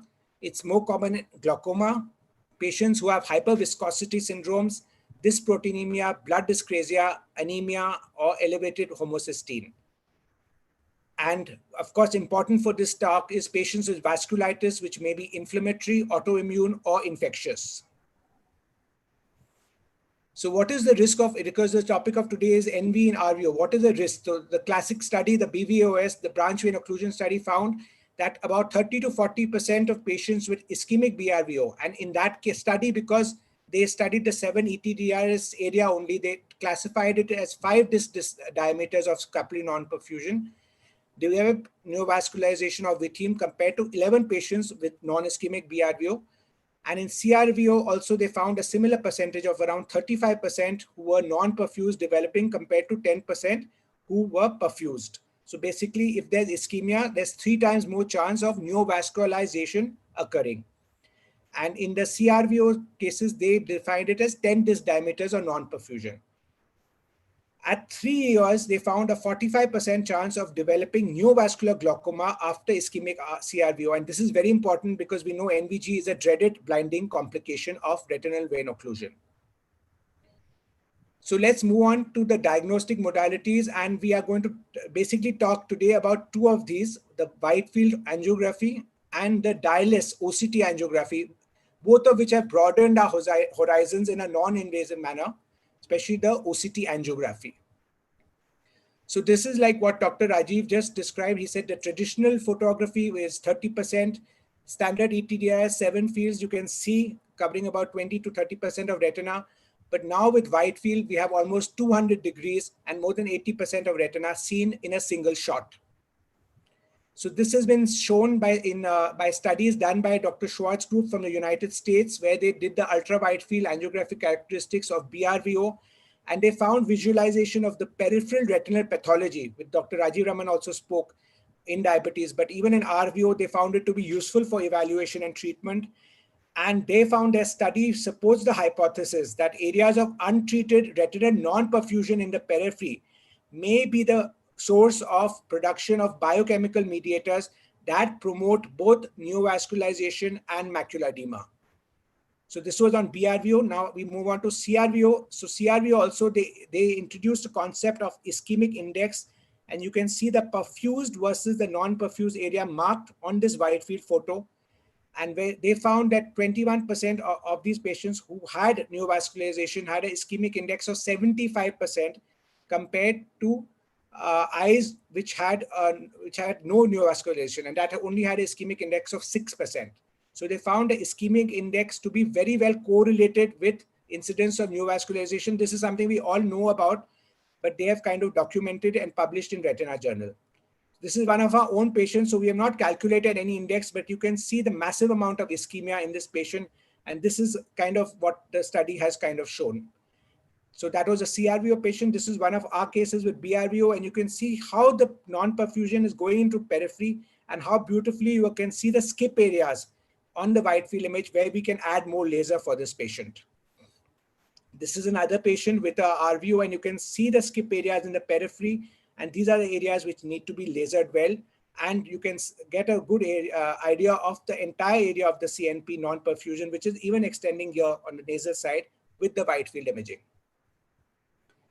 Second imaging modality, which I want to talk about in little detail, is OCT angio. So basic concept is this is a absolutely dye-less modality. Some of these patients may have risk factors like renal problems, etc. So maybe in some of them, we would like to avoid the invasive procedure. So the whole concept came about that in a static eye, the only moving structure in the fundus is the blood flowing through. And also the second thing, which even Dr. Rajiv Raman talked about, that we can capture depth resolved blood flow. So we can know which layer of the retina the blood is flowing. And that way we can segment the retina, slice it literally, and see the vasculature at different segments. But one of the main problems with OCTA was it was only covering a very small area of the posterior pole. We could not see the periphery of the fundus. So here, swept source technology with the Plex Elite or other devices has come to our rescue. And now combining OCTA along with the swept source technology, you can see how beautifully from earlier 3x3 images, we are now able to get montages which can take up to 22 by 22 millimeters of the periphery. So this is very useful now to see the periphery, and we know now that diabetes and RVO have a lot of impact on the retinal periphery. So this is one of our patients, and you can see with the montage how much of the periphery you can see just without dye. So this is a without dye. This is just with the OCT that we have captured this image. So coming back to neovascularization, generally we find this at the junction of perfused and non-perfused retina, and it is very dreaded because it is a sort of vitreous hemorrhage. It causes fibrovascular proliferation, causing TRD or secondary rhegmatogenous RD. And of course, the dreaded complications of neovascularization and NVG are also there because of this. So how do we manage? So whenever I think about how to manage, I go back to something which our guru at Shankar Nethralaya, Dr. Jyotirmay Biswas, told us, that please have a tailored approach to diagnostic tests and management. Every patient does not need every test, but have a tailored approach and do it in a systematic way, what is required for which patient. So this way, basically look for any other primary systemic cause. You may need to take help of physician, cardiologist, or rheumatologist for opinion and help. And of course, the classical studies have recommended that lasers should be applied promptly only after we find neovascularization or NVI or NVA in either CRVO or BRVO. And nowadays, of course, when we have concomitant macular edema, we are doing a combination therapy where we add an anti-VEGF or steroid along with laser, and these patients do well with the combination therapy. So from the clinical trials, we are moving into the real world. Let's just see a few cases. So my first case is a 65-year-old diabetic hypertensive lady. She has a superotemporal BRVO with NVE. 2007, we have done laser. Now for 13 years, we saw her last a few days ago. She has bled, she has resolved, and vision remains 6/6. I want to show you this case because here less is more. So please have a look at this is the multicolor picture. You can see the RVO here. And if you see the OCT, it looks very scary. You can see there's traction here, but the fovea is fine. And here again, the OCT angiography is picking up this CNP area and the area where the little bit of the NV is. You can see the neovascularization. And this is what Dr. Rajanarayanan also said. You can just slab the OCT, you can cut sections. So this is a montage. On the left, you can see the entire retina. On the right, only the VR interface. So here you can see the raised NV neovascularization. And this has been cut at a section where the rest of retina is below, but this is at the VR interface. So this is what I want to emphasize. This patient had additional laser done, but nothing else, and she is doing well. My second case is a 24-year-old man. He had floaters and both eyes gross vasculitis. Prior laser had been done, and he was HLA-B51 positive. So he got very depressed because he read about Behçet's disease, and he has a superotemporal combined BRVO. But clinically, what our uvea specialists, especially Dr. Shishir, felt it was more tubercular disease. MON2 and quantiferon were positive for this patient. So you can see the vasculitis here, superotemporal RVO. And because he had multiple with him, he was put on, multiple laser was done. He was put on immunomodulators also. And finally, we had to do a vitrectomy. So what is very important here, again, comes into diagnostic. The vitrectomy specimen for Mycobacterium tuberculosis was positive. And it should, this I think Dr. JB will be able to tell better. This was positive for the IS 6110 region. And this was the report which was sent back from Shankar Nethralaya lab to us. And of course, the role of the PCR positive has been documented at SN also and at PGI by Professor Amod Gupta's group. So this is what I want to say. After vitrectomy, again, this is showing the importance of the detailed fluorescent angiography, like Dr. Rima also mentioned. So we found that everything was okay, but here, look at the third film. Inferiorly, he has area of CNPA and NVE. So basically, this patient was given ATT, Vizolone with taper off and fill-in laser. And now we have 3-year follow-up, 6/5 N5 vision, and all credit to Dr. Rajanarayanan, who looked after, and our guru at Dr. JB at Shankar Nethralaya for the recovery in such a difficult case. Third patient. So this is another interesting case because this was a gentleman who had leukemia. He had CML. TLC initially was 1.8 lakh and vision was 6/9 in right and 6/16 left eye. Left eye, you can see the pressure is 34 millimeters mercury. He had bilateral ischemic CRVO with NVG, which is a dreaded complication of CRVO, and NVI was noted in both eyes. There was neovascularization of the iris. I'll quickly show you the pictures, the multicolor. You can see the sclerosed vessels, and you can see the so much amount of capillary non-perfusion in the right, and the left eye is even worse. You can see the cutoff zones and the non-perfusion and the cystoid macular edema on the OCT below. Again, without the dye, when we do the wide field OCT angiography, you can again make out beautifully how you can see the capillary non-perfusion on this montage in a non-invasive way. So of course, systemic treatment is most important because the primary cause is the hyperviscosity because of CML, anti-glaucoma, combination with anti-VEGF, aggressive laser. He did not do so well in left eye. He needed DLCP and is under follow-up. So my last case, this is a mystery one-eyed boy, 28-year-old young man who came with diminution vision in the left eye. And you can see the CRVO and the cystoid macular edema on the OCT. And here you can see again the fluorescent angiography showing the CRVO and the OCTA, the OCTA also showing tortuous vessels and capillary non-perfusion. So this was very interesting because he went to a physician, the hemoglobin was raised and the PCR was positive. There was a JAK2 exon mutation which was there. So basically he was polycythemia rubra vera, and this was already reported as a presenting sign as CREO, but I think this was one of the few cases where CRVO has been shown. And of course, we gave a combination therapy and he has done quite well. So to summarize, we have gone through today, what we've gone through are the number crunching, the likelihood of neovascularization in RVO, which is a dreaded complication. We have discussed the diagnostic modalities, especially the value of wide field imaging. And like our guru, Dr. JB has said, a tailored approach in a few cases where RVO and inflammation meet, which can give a new lease of life for some of these difficult cases to manage. Thank you very much.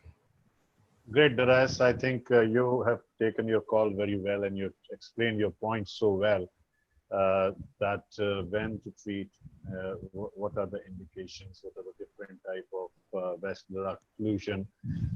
If any of the panelists would like to make a comment, I think it's the time. Dr. Rajiv, would you like to take up for?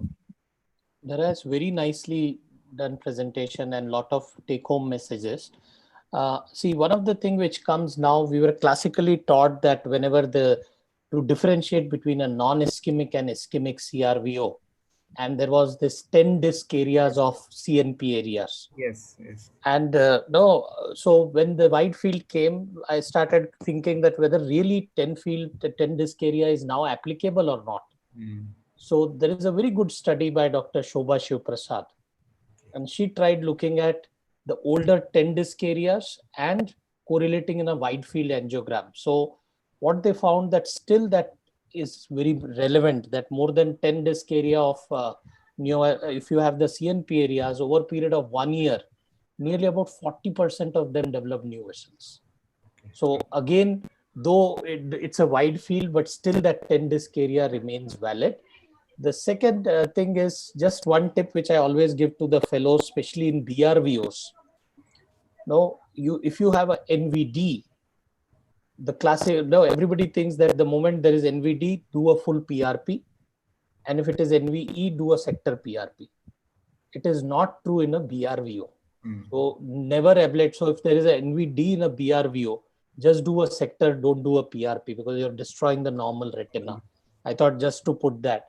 And NVI or CRVO laser is a bit different from your diabetic retinopathy where you treat till the equator. Here you want to cover till more anteriorly, even in the anterior periphery, especially when there is a NVI. And you don't wait for 3 months, like what we do in a routine PRP. So within 2 weeks, if NVI is not going, intervene with an anti-VEGF.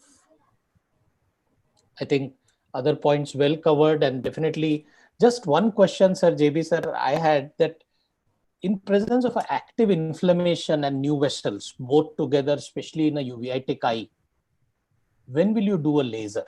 Because many times, when it comes with active inflammation and there is some new vessel, we believe that probably you control the inflammatory process, that new vessels also may regress to some extent. So actually what happens, there is no really a control study like that, but I usually advise 2 weeks. You said that 1 week after itself, there is a steroid acts in a day or two. 1 week, there is a significant resolution.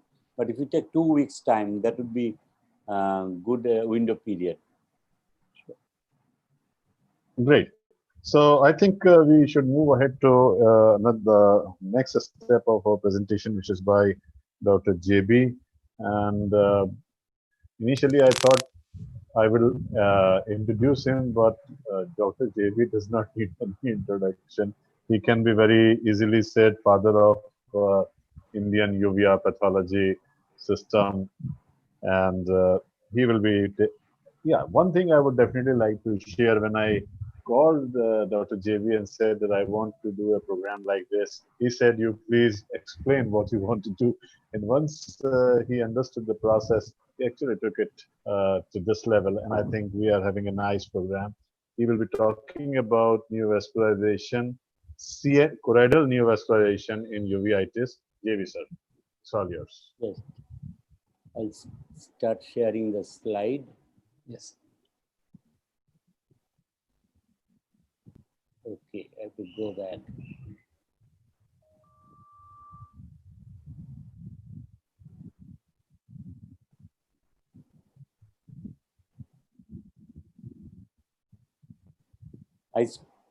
Firstly, I like to thank Dr. Malay Chaturvedi for arranging this focused, very important webinar. We are having a lot of webinars, but I have not seen such a kind of a focused webinar of a very important problem. So my earlier speakers has talked about that neovascularization in various diseases, various spectrum of neovascularization. I'm going to talk on choroidal neovascularization in uveitis, which is also not less important. I start with a slide with a case, 23-year-old male, metamorphophisia and blooding of vision, and he had received injections Avastin before. Right eye is normal, but if you look at the left eye, you don't see anything except in the macular area, there is specks of hemorrhage. Now that Rima, what I was telling about that, whether you need an FFA in such cases. Yes, you do need an FFA, and FFA showed, you know, that this obvious choroidal neovascularization is there, but the punctate hyperfluorescent spots are there. This is not a simple choroidal neovascularization. The patient was having a punctate inner choroidopathy, what you call PIC. And these conditions can lead to the neovascularization about 80% of the cases. This is one of the common cause of neovascularization in uveitis. This is a punctate inner choroidopathy with CNVM. This is a 30-year-old man who was diagnosed as choroiditis, came with drop in the central vision with distortion of the image. The referral ophthalmologist told that referred it as the recurrence of choroiditis. He was scared, but is it a recurrence? But when he did the FFA, this was very long back, and you could see that there is a specks of, there is a lacy hyperfluorescence where there's areas of hemorrhage and edema was there. And that time the OCT was not there. So we could diagnose that this is not a in recurrence of inflammation, it's a CNVM. So CNVM is really a bugbear in uveitis. Fortunately, it's not that common. Visual loss in uveitis can be due to the macular edema, which is much more common. Then then comes choroidal neovascularization and epiretinal membrane. This I'll be talking about the CNVM in uveitis only. This overall CNVM is not that much, 2%. But if you go to the posterior and pan uveitis, it ranges from 20 to 70%. And this is a very large study was done in 2013, American Journal of Ophthalmology, and they found incidence of neovascularization in the various types of uveitis was 2%. And overall cumulative incidence of 2 years is 2.7%. So what the patients complain, there's a drop of vision, metamorphosia, which is also occurs in the recurrence of choroiditis. So in such cases, The pathogenesis is the inflammatory mediated angiogenesis, which Dr. Partho has told it elegantly. But there can be degenerative disruption in the Brooks membrane RPA complex, or both can occur. So the inflammations and inflammation-induced damage. So what kind of neovascularization is seen is that neovascular membrane is seen. Usually it is a type 2, where vessels proliferate in the subretinal space. But sometimes you can see the type 3, where the vessels proliferate in the subretinal space and the sub-RPE space. And this is a composite neovascularization, neovascular membrane formation can occur. Whereas we see the choroidal neovascular membrane in uveitis, top on the list is a non-infectious, punctator choroidopathy, multifocal choroiditis, VKH disease, sympathetic ophthalmia, serpiginous choroiditis, and APMPP. Where there's a multifocal choroiditis, if it's a small or a little larger, we get that choroidal neovascular membrane. Presumed ocular histoplasmosis, which is not seen in our country, can also lead to a very significant percentage of choroidal neovascular membrane. But there is a risk of choroidal neovascular membrane and visual loss in punctator choroidopathy, and they have analyzed a very large study, 203 patients, 318 eyes. At presentation itself, about 47% patients are CNVM, and new CNVM developed around 33.5% cases. So infections is not immune to the neovascularization, particularly the heel stage of tubercular choroiditis, toxoplasmosis. Even in viral retinitis, you can see the neovascularization. So this ancillary test has been elegantly told by Dr. Rima, but here we can do the color fundus photo, FFA, ICG, and OCT, and a new toy, OCTA, and we can be very helpful. But if you look carefully, is a simple clinical examination, a good fundus photograph could give the suspicion of choroidal neovascular membrane. This is a peripapillary choroidal neovascular membrane, and here you can see the subtle hemorrhages with little edema is there. This is a subfoveal CNVM. And if you do an FFA, you can see that classic and well-defined with varying degree of late leakage. You can see over there with a small CNVM over there, and this is can be distinguished by their hyperfluorescence and the late staining of the dye. But sometimes it becomes very challenging, as told by Dr. Rima, that is the heel choroiditis patches that scarring can produce the staining of the scar. This ICG is also quite helpful. These areas of hypofluorescence, hypercyanescence, as is shown in the arrow, can be also indicative of the choroidal neovascular membrane. Peripapillary CNVM can be seen adjacent to the area of peripapillary subretinal fibrosis. OCT is a great tool in detecting the CNVM. Uniform layered sheet just anterior to the RPE, as is shown in this picture. And this can say that this is not a scar, it's a CNVM. One can elegantly demonstrate the type 2 CNVM by doing an OCT.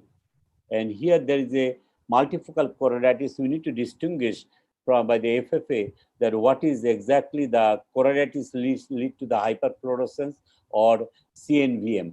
And OCT can help it to detect the CNVM in multifocal choroiditis.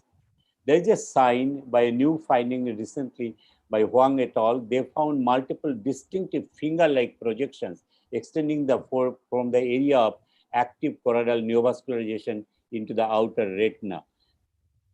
And this is called pitchfork sign.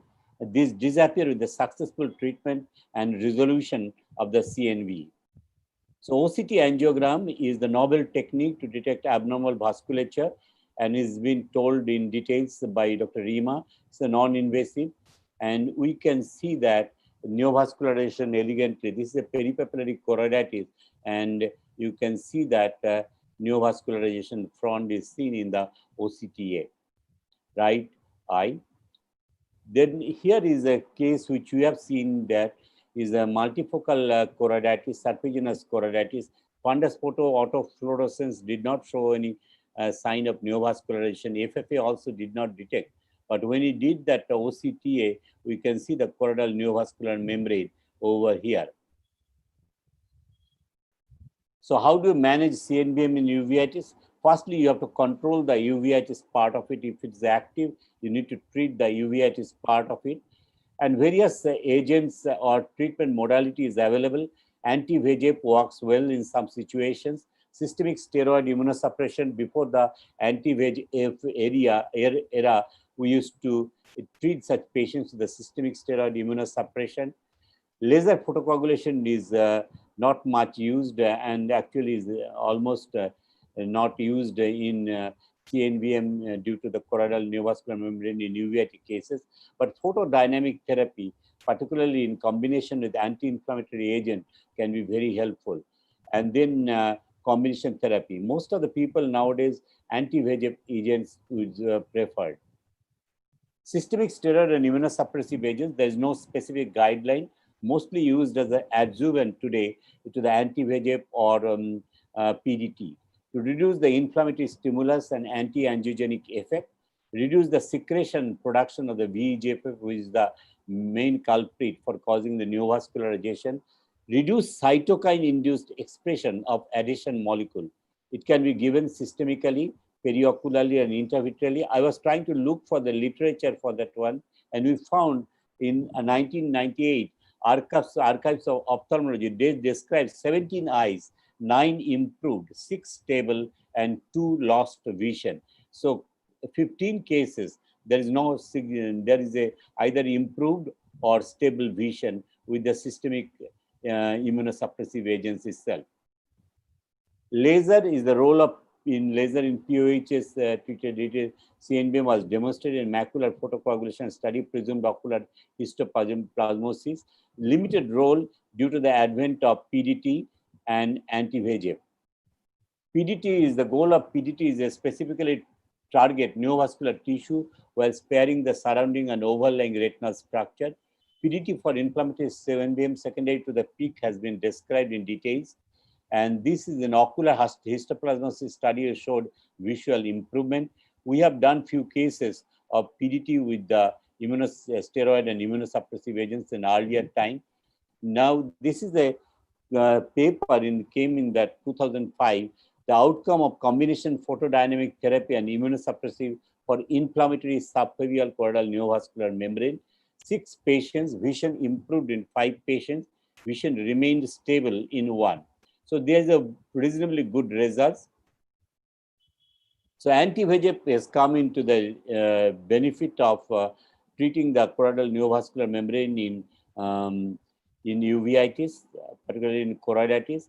Role of VEGF is well established. Either it can be used in monotherapy or in combination with the steroid or PDT. The promising results has been seen in multifocal choroiditis, punctator choroiditis, choroidopathy, as well as the peripapillary CNVM and other entity. So mostly we use that. We have done a study from our center, 49 eyes of 43 patients. Majority, 63% of the patients received anti-VEGF after controlling the inflammatory component. So there is a paper from the Indian Journal of Ophthalmology where they have used anti-VEGF and intravitreal triamcinolone and this intravitreal triamcinolone and found there is a significant improvement of the neovascularization regression. So in conclusion, this my short presentations. I like to say the CNVM in uveitis should not be really ignored and should always be suspected and should be distinguished from recurrence of choroiditis or presence of a choroiditis because it's a vision-threatening complications of various types of the posterior segment. As Dr. Rima was showing on the one case, there's unexplained loss of vision. We should think that the CNVM. Many of the patients, if we follow up long time, you see that there is a choroiditis is healed stage, but the way they lose the vision is the choroidal neovascular membrane formation. Timely control of active inflammation is of paramount importance, and that results in the favorable outcomes. In active inflammations, the main neovascular membrane is seen, the control of the active inflammation would be the first job to do. Promising role of intravitreal anti-VEGF, which come into our rescue to control the CNVM, regression of the CNVM, either in combination with the steroid or PDT. Thank you very much for giving me the opportunity, and thank you, Malay, and Dr. Kushwa for arranging this nice webinar. Thank you, JB sir. Presentations from you have always been mind-boggling. JB sir, we always thought that uveitis should be treated systemically, and this anti-VEGF is a topical therapy. In fact, some of your fellows said that don't treat locally, but treat the disease. What is your comment about that? So you are absolutely correct. In uveitis, most of the times, particularly posterior uveitis, the systemic treatment is the mainstay. You need to give steroid or immunosuppressive agents to control the inflammation. But the neovascular component, neovascularization, would not go with the steroid or immunosuppressive agents alone in most of the cases. So we have seen one patient of optic disc neovascularization, one doctor who is having sympathetic ophthalmia, and the patient had optic disc neovascularization. And that time, Dr. Badrinath and ourselves was trying to think about what could be done. There's a consensus was taken, and later on we did the patient that put on cyclosporine and steroid. The patient got the regression of the neovascularization of the optic disc even with the immunosuppressive and steroid treatment. So it's possible that we can do that one, but when there is an obvious treatment is available in hand and which has got a good clinical experience, and then I would go for anti-VEGF once the inflammation is controlled. Dr. Rajiv, any takes or comments? Yeah, I think sir has covered everything. Just sir, one point, like wanted to actually check that because what you have taught us is the presence of CNVM is also sign of activity of the disease, of your inflammatory disease. In a uveitis case, who is a posterior uveitis, who is pretty stable, and now you have tapered down all immunosuppressants, you have tapered or even off steroid, and there is a CNVM which comes. Is it an indication to restart the immunosuppression? No, I would not do that. I would look at the clinically, I would look the angiogram and OCT and see that whether there is an activity is there. Even I will do ICG to see that there is an inflammation over there. Rima, you have got any comment? Agree, sir. If there is no active inflammation, I think we'll just go with the anti-VEGF. This case was specifically PIC. This was one of my friend who had a PIC, and he's on maximum immunosuppression. And during that, he keeps on getting the CNVM, treat with anti-VEGF. He goes back, again develops a recurrence. The dose, where the moment you start tapering the dose, there is again the CNVM activates. I would keep him on a maintenance dose of steroid or immunosuppressive agents in that case. Sure. So there is maybe a subclinical level of inflammation is over there, could be. I agree with Araran, sir. I'll prefer to treat with anti-inflammatory agent plus anti-VEGF. Specifically in certain areas like in children, no, you have to keep the immunosuppressive, and then you have to inject anti-VEGF. Similarly, in a weak age patient, if the patient develops CNVM, I have to make sure that he is not getting the inflammation or recurrence of inflammation. Yeah, that is the correct point. Correct. So there's a question from Dr. Vivek Vani. I think this was secondary to Dr. Rajiv's presentation. Should we do PRP or sector PRP in case of CRVO and PRVO respectively? Yeah. There is. Yeah. If they are having macular edema and are under anti-VEGF therapy to reduce VEGF production. Should I repeat the question? Or the question no, I think question is a very good question, because now with anti-VEGF, people are doing less of laser, but I still believe in the combination therapy being the best. And also even for diabetic, like Dr. Rajiv Raman said, that protocol S, etc., saying that you can get away without doing laser. But I think for long term, for stability, a combination works best. I would like to first treat the macular edema with the anti-VEGF. And once the edema is treated, then based on the fluorescent angiography, you can go ahead with the laser. Great. Dr. Ajit, there are all the studies that say that in diabetic retinopathy, if you achieve control, that control tends to stay, even if there is no treatment. Why is this so? Control, you are talking about systemic control, or it is the control of the in disease? In diabetic macular edema, suppose there is a diabetic that edema resolves and we stop treating, say after, so 3-year result and 5-year results are same, even if you don't treat, and there are lesser number of injections required with treatment. Yeah, well, I agree with you that disease to some extent stabilizes once the initial anti-VEGF thing is there, but requirement of injection does happen, and the events during diabetes, because we know that it is dependent on a lot of systemic factors. Yeah. So it is not only the, so patient may be perfectly stable, but suddenly you see edema again coming. You need to really probe more that how is his systemic control, renal parameters. No, there are many other factors, but I agree that once the disease becomes stable, the retinopathy still progression can happen.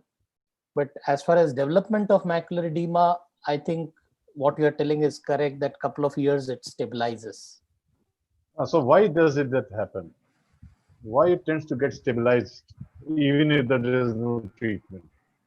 Is there any... See, the drive of VEGF, you are reducing the initial VEGF drive, probably that may be the initial factor, but yes, they continue. And one of the thing is that these patients who develop a end stage complication like retinopathy, nephropathy or neuropathy, they tend to have a better control later on. So their progression rates also reduce to some extent. Okay, so I think we can go ahead to the next part of the presentation, and it is by Dr. Vijay Tomar. When I started working on this webinar, Dr. Vijay Tomar was the first person who said, "I am in," and that's how we have got step by step, and then we reached to the webinar. Dr. Vijay Tomar will be talking about a case presentation where he found inflammation and neovascularization meeting, and he would be sharing how did he manage with it. Dr. Vijay. Good evening, sir. Thank you so much, Malay sir, JB sir, who has given me this opportunity to be here. So it's a very interesting case. 22-year-old male presented in the OPD with the diminution of vision from last 15 days. And this diminution of vision was gradual and painless in nature. And there were history of similar recurrent episodes from last 5 months, particularly 3 months before the lockdown started. He was treated elsewhere for the same, initially with the topical prednisolone drops and later on with the oral prednisolone 3 times. There was no history of any contact with tuberculosis patient, no history of trauma, no joint pain, lower backache, or oral or genital ulcers, but definitely there was a history of typhoid fever 1 month back, along with the history of nausea, abdominal pain, and altered bowel habits. He was having the contrast history with the pets, and he was having cattle since he was from the rural background, and he has taken 3 times previously tablet prednisolone along with the tablet ranitidine. On ocular examination, the uncorrected visual acuity was 6/12 N6, and in the left eye it was 636 N24, which as corrected was 66 N6 in the right eye, whereas in the left eye it was 624 N12. Intraocular pressure by Goldman applanation tonometer was 12 and 14 in the right and left eye respectively. The position of head was straight with extraocular movement present in all the cardinal cases. Eyebrows, eyelids, and lacrimal apparatus was within the normal limits. Conjunctiva, cornea, anterior chamber were normal in both the eyes. On the evaluation of iris, it was found to be normal with no NBI. Direct and consensual pupillary reflex in both the eyes, but within the normal limits. On gonioscopy, angles were open and no NVA was noted in both the eyes. So I dilated the patient and I evaluated the fundus, and what I found in the right eye that the disc was healthy, looking pink, everything was fine except few neovascular fronts over the disc, and in the periphery there was marked sheathing of the vessels along with the retinal hemorrhages with few exudates, and a little bit heme was there inferiorly in the right eye. The left eye fundus, the neovascular front was here also, but there were few hemorrhages and exudates at the posterior pole, but peripheral sheathing, retinal hemorrhages and exudation was more in the periphery. Almost all the periphery was involved in the left eye. So I decided to investigate this patient. RBC, platelet count and TLC was within the normal limits, but in the differential count, lymphocytes were raised a little. ESR was 28 millimeter in the first hour. Blood sugar were normal. Manto test was 12 millimeter into 12 millimeter, and quantiferon TB gold test was negative. Serum ACE titers were a little bit raised, whereas serum calcium and serum phosphorus was found to be normal. VDRL, FTA, ABS, ELISA for HIV 1 and 2 were found negative, and XHSPA view was normal. I asked for ocular imaging. I asked FFA, and right eye FFA was suggestive of neovascularization along with multiple CNP areas with extravasation of the dye and the staining of the vessels along with the disc staining. In the left eye, the similar situation was there, but it was more severe than in the right eye. So I was thinking that this patient was there on oral steroids from a longer time, and still I am seeing that neovascularization is there. The other inflammation is a little bit resolving, but why this is going on? Why the patient is not responding to the oral steroids? So I thought that what should I do? There is something which I am missing. What is the etiology behind this inflammation and this neovascularization? So I revisited the history. I revisited the case, and what I found that there was the history of contact with the cattles and the pain abdomen along with nausea and altered bowel habits. Then I poked patient again and again that are you not telling me something? Then he told me that he was having raw milk. Rather than boiling, he was having the raw milk. So I asked for an ultrasound abdomen, and on the ultrasound abdomen, what I found that there was a hypoechic mass lesion with peripheral stranding of about 6 centimeter into 3.7 centimeter posterior to the cecum, along with the thickening of the cecal wall with edematous omentum along with the reactionary lymphadenopathy. So I referred this patient to my physician friend who said that it was a case of intestinal cocks. So he started ATT. Once the ATT was started, then again I put this patient on oral prednisolone 1 milligram per kilogram body weight per day, then tapered it on 10 milligram weekly basis along with pantoprazole and calcium. And later on, I did a PRP, steroid cover after 2 weeks, and I am waiting for the first follow-up in the next week. So the food for thought in this case is, what should be our investigation protocol? As we all were taught in Shankar Netralaya that it should be tailored lab.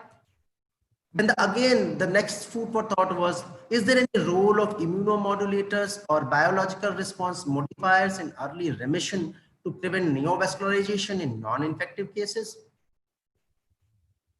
What is the role of anti-VEGF agents to treat neovascularization in retinal vasculitis, and what should we prefer, anti-VEGF agent or laser photocoagulation? So the case is open to the forum, and I request our learned panelists to have some views. Yeah. You know, I just tell that one. JB sir, please. I just want to tell that there is the earlier days when I started the career in uveitis. My predecessor, Dr. Rajanarayanan and Dr. Badrinath, used to do the brucellosis test for the patients on uveitis.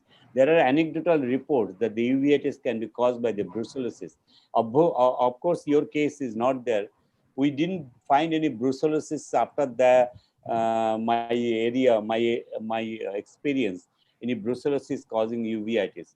And even that literature doesn't show any brucellosis causing uveitis now. But in the Duke Elder and Schlegel's book, you will see the brucellosis causing uveitis. So that's not really the one. I feel it's abdominal tuberculosis in this case was consistent with retinal vasculitis. And today, what you call as a Yale's disease is by molecular biologic study is ample proof that this is a hypersensitivity reaction to the DNA material of the tuberculosis. So such patients, if you give the anti-tubercular treatment, the chance of recurrence, chance of ongoing disease process becomes controlled.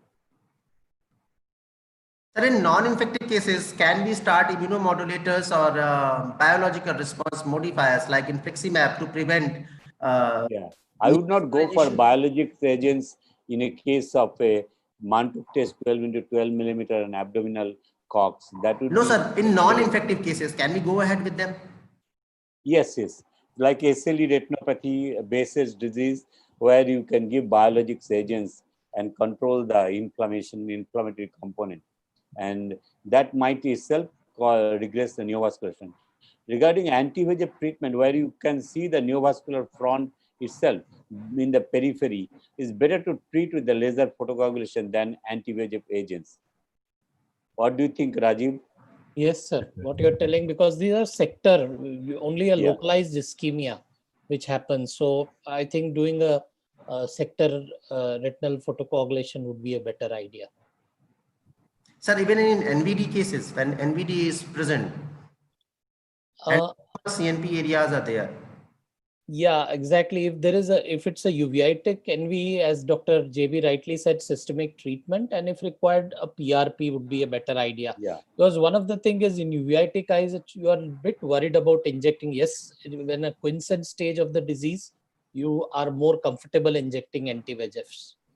But PRP or a sector PRP would be a better idea there. Arthur, sir, your take on Arthur, any change, any different mechanism for the development of neovascularization in inflamed eye rather than the diabetic eye? Yeah, definitely. I think it's a very challenging case, Vijay. I agree with you that maybe anti-VEGF may be a better choice here, along with the systemic control of the disease. And definitely in some cases, as Araran sir said, yeah, you can, there is a role of PRP also. But sometimes I remember I have seen a case where a vascularized granuloma presented with this kind of picture. So clearly your case, it's a little different.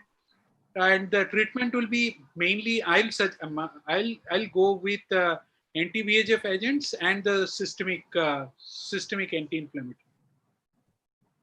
Going to the literature at that time, I found that in Indian literature, they have found that PRP is more favored than anti-VEGF, whereas in the Western literature, one case report was there in 2014 in eye. I think they have mentioned that they have given a posterior subtenon along with anti-VEGF. So the persistent control of inflammation is important, and but the neovascularizations is many of the times where there is obvious treatment for there. I won't deny that. I won't deny that treatment for the patient, like an anti-VEGF or laser photocoagulation, which can have very well studied that one, that it works well.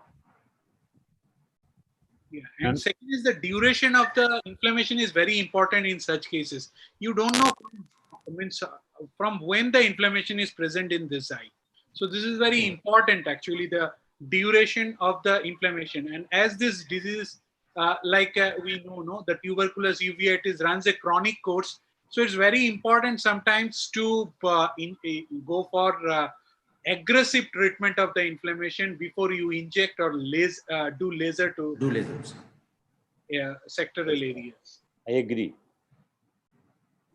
So there are questions which are coming continuously, and Dr. Partho was taking questions on Facebook when we were doing presentation. There's a question from Anita Suresh. Dr. Mitri was taking question. No, no. Here on my Facebook, what I'm seeing that it's like this. It's a very good thing that simultaneously we are working on 3 platforms. I have a young female patient, both eye multifocal choroiditis, completed ATT and long course of steroids, but still choroiditis is recurring. Should we consider immunosuppressive and how long? I think the how long question is more deadly. Yeah, so once the infection is ruled out, I will be treating the patients with obviously with the immunosuppressive agents, and steroid I'll taper it off as low as possible, maintenance dose. But as the inflammation is controlled, I'll be switching on to the immunosuppressive agents or immunomodulatory agents, which you call what that one. So depending on the type of the disease, and the ancillary test, I'll titrate my treatment. And sometimes I keep the patients on a maintenance dose of 10 milligram prednisolone for about a year or even 1.5 years or so to control the inflammation like VKHS, even serpiginous choroiditis. If I see that it's coming recurrent, I keep the patients on a maintenance dose, even for 1 or 1.5 years. Minimum, I think minimum you can go for 2 years. And if your patient is not responding to a particular immunomodulator for 3 months, then I think that it is better that you should switch over to some other immunomodulator drug. I just wanted to tell you one of my experience. One patient had VKH, and the VKH was completely healed for 2 years. Other eye was not treated well and lost vision, become phthysical. The patient wanted cosmetic correction, cosmetic removal of the eye and put an artificial eye over their implant. That eyeball came to me. When I looked in the eyeball, I found choroid containing the lymphocytes, the collections of the lymphocytes. So I believe that you can have subclinical inflammation. Though the other eye is completely healed, patient can have subclinical inflammation even for 2 years. So that was one of the very rare situation. I could see that histopathologically, that the inflammation does persist. So in case of an acute retinal necrosis also, we found that the eye, one of the eye was phthysical. We could find the inflammation, even we could find the inclusion bodies with the large cells, megalic cells. Partho sir, it has been found that CD4 cell counts, are they really important? Should we go for them? Because this is actually the CD4 counts, particularly in the retinal vasculitis, which is inciting the inflammation. I won't go for CD4 cell count.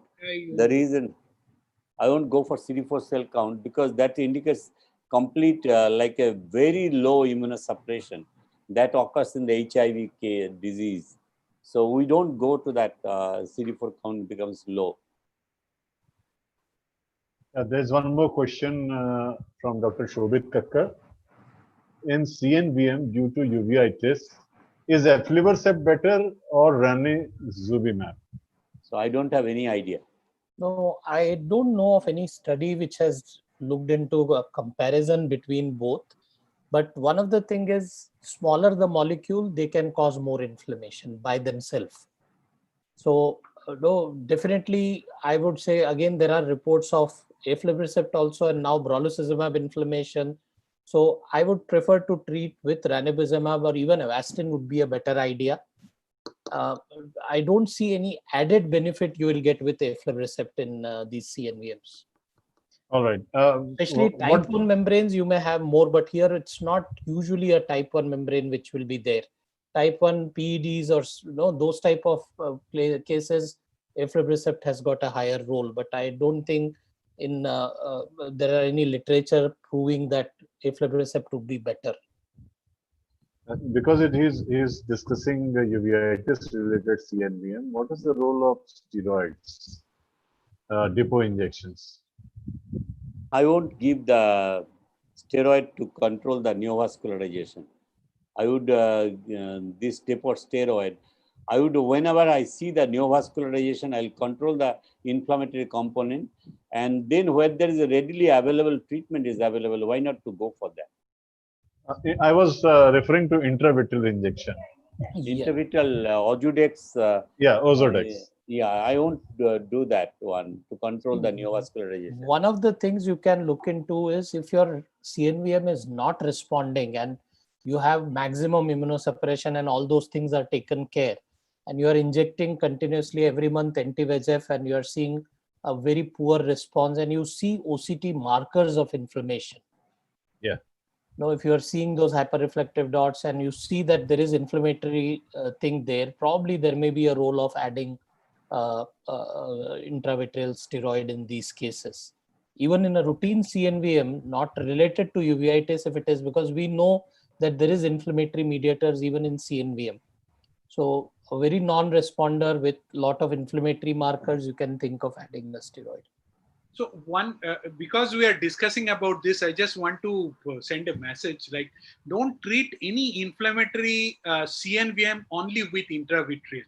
I think the people, you have to understand that whenever you are seeing a CNVM in a young patient, you have to rule out the other etiology, and then you have to rule out the uveitis. So now coming to uveitis, before injecting, you have to rule out what kind of uveitis it is. If the uveitis is toxoplasma, if you see a single solitary scar, then you have to rule out infectious agent. Don't directly go on like inject Ozudex or any anti-VEGF agent. So it's very important to rule out that. Second thing is you have to take care of the systemic inflammation also. If the inflammation is because of leakage, then you have to start an immunosuppressive. So these things are very important. Like in ocular tuberculosis, if you are dealing with a ocular tuberculosis which is presenting with inflammatory CNVM, you have to start the oral steroid, you have to start the anti-tuberculosis treatment, and then only you should treat the eye with anti-VEGF. So anti-VEGF should not be the primary agent for treating inflammatory CNVM. Great. So I think we have not realized, but it's almost 9 o'clock now. We started around 6 o'clock. So it's almost, we have escalated by say 1 hour. This is because the presentations have been so absorbing, and continuously we have been getting feedbacks, and you are not aware, but I have received at least 60 or 70 friend requests during the last 3 hours. So that's a good sign. I think you did a great job. You did a great job. It was very in-depth study, in-depth discussion on neovascularization. Sir, we can't see you. I put the video up. Okay, sir. So, okay. So it's a good idea that we can actually do a more program like this, maybe on some, we can write a paper on that, or we can do AIOS activity, and we can do a symposium there on the subject, and we can build it up. So there has been a comment from Sanjay Ojaji that don't forget to thank the centaur. So should we call them now on the screen? Sanjay and Mitali, if you're listening, please join in. I don't know whether they are listening to us. Yeah. Sanjay. Yeah, he is there. Yes, Mitali is there. Thank you, sir. So there's so much of JB sir. I must tell you, there are, apart from these questions, I didn't put the appreciations. There are so many of them where people say that they're in the final exams are coming, and this just like a revision for them, and they thank all the panel for that. So many of such appreciations have come. So thank you so much, Doctor, for such a nice, I'd like wonderful. to thank you, the Intort, for supporting this symposium. Yes. And I would like to thank Kanpur Ophthalmic Society in general and Dr. Malay in particular, Dr. JB sir, Dr. Rajiv, Dr. Partho, Dr. Dairas, Vijay sir, and Dr. Raja and Dr. Sandeep Saxena sir for being on the panel. And I'm sure the audience must have literally gained a lot, because a lot of basics were discussed by Dr. Partho initially. And that was really kind of revision for a lot of PG students, as Vitali said. So we look forward to such academic activities and being a partner in that from Centaur. Thank you so much for having us. Thank you. Absolutely, Sanjay ji. Whenever I think we are looking into sequely of this first show. Yeah. It's like Jaws 1, Jaws 2, Jaws 3. So we would definitely be looking into some support from you. Centaur has been really very active, and they have projected it very nicely. Thank you so much. Thank you so much. Thank you, sir. So should we now say good night? Good night. And call it off? Good night, sir. Good night, sir. Thank you. Good night.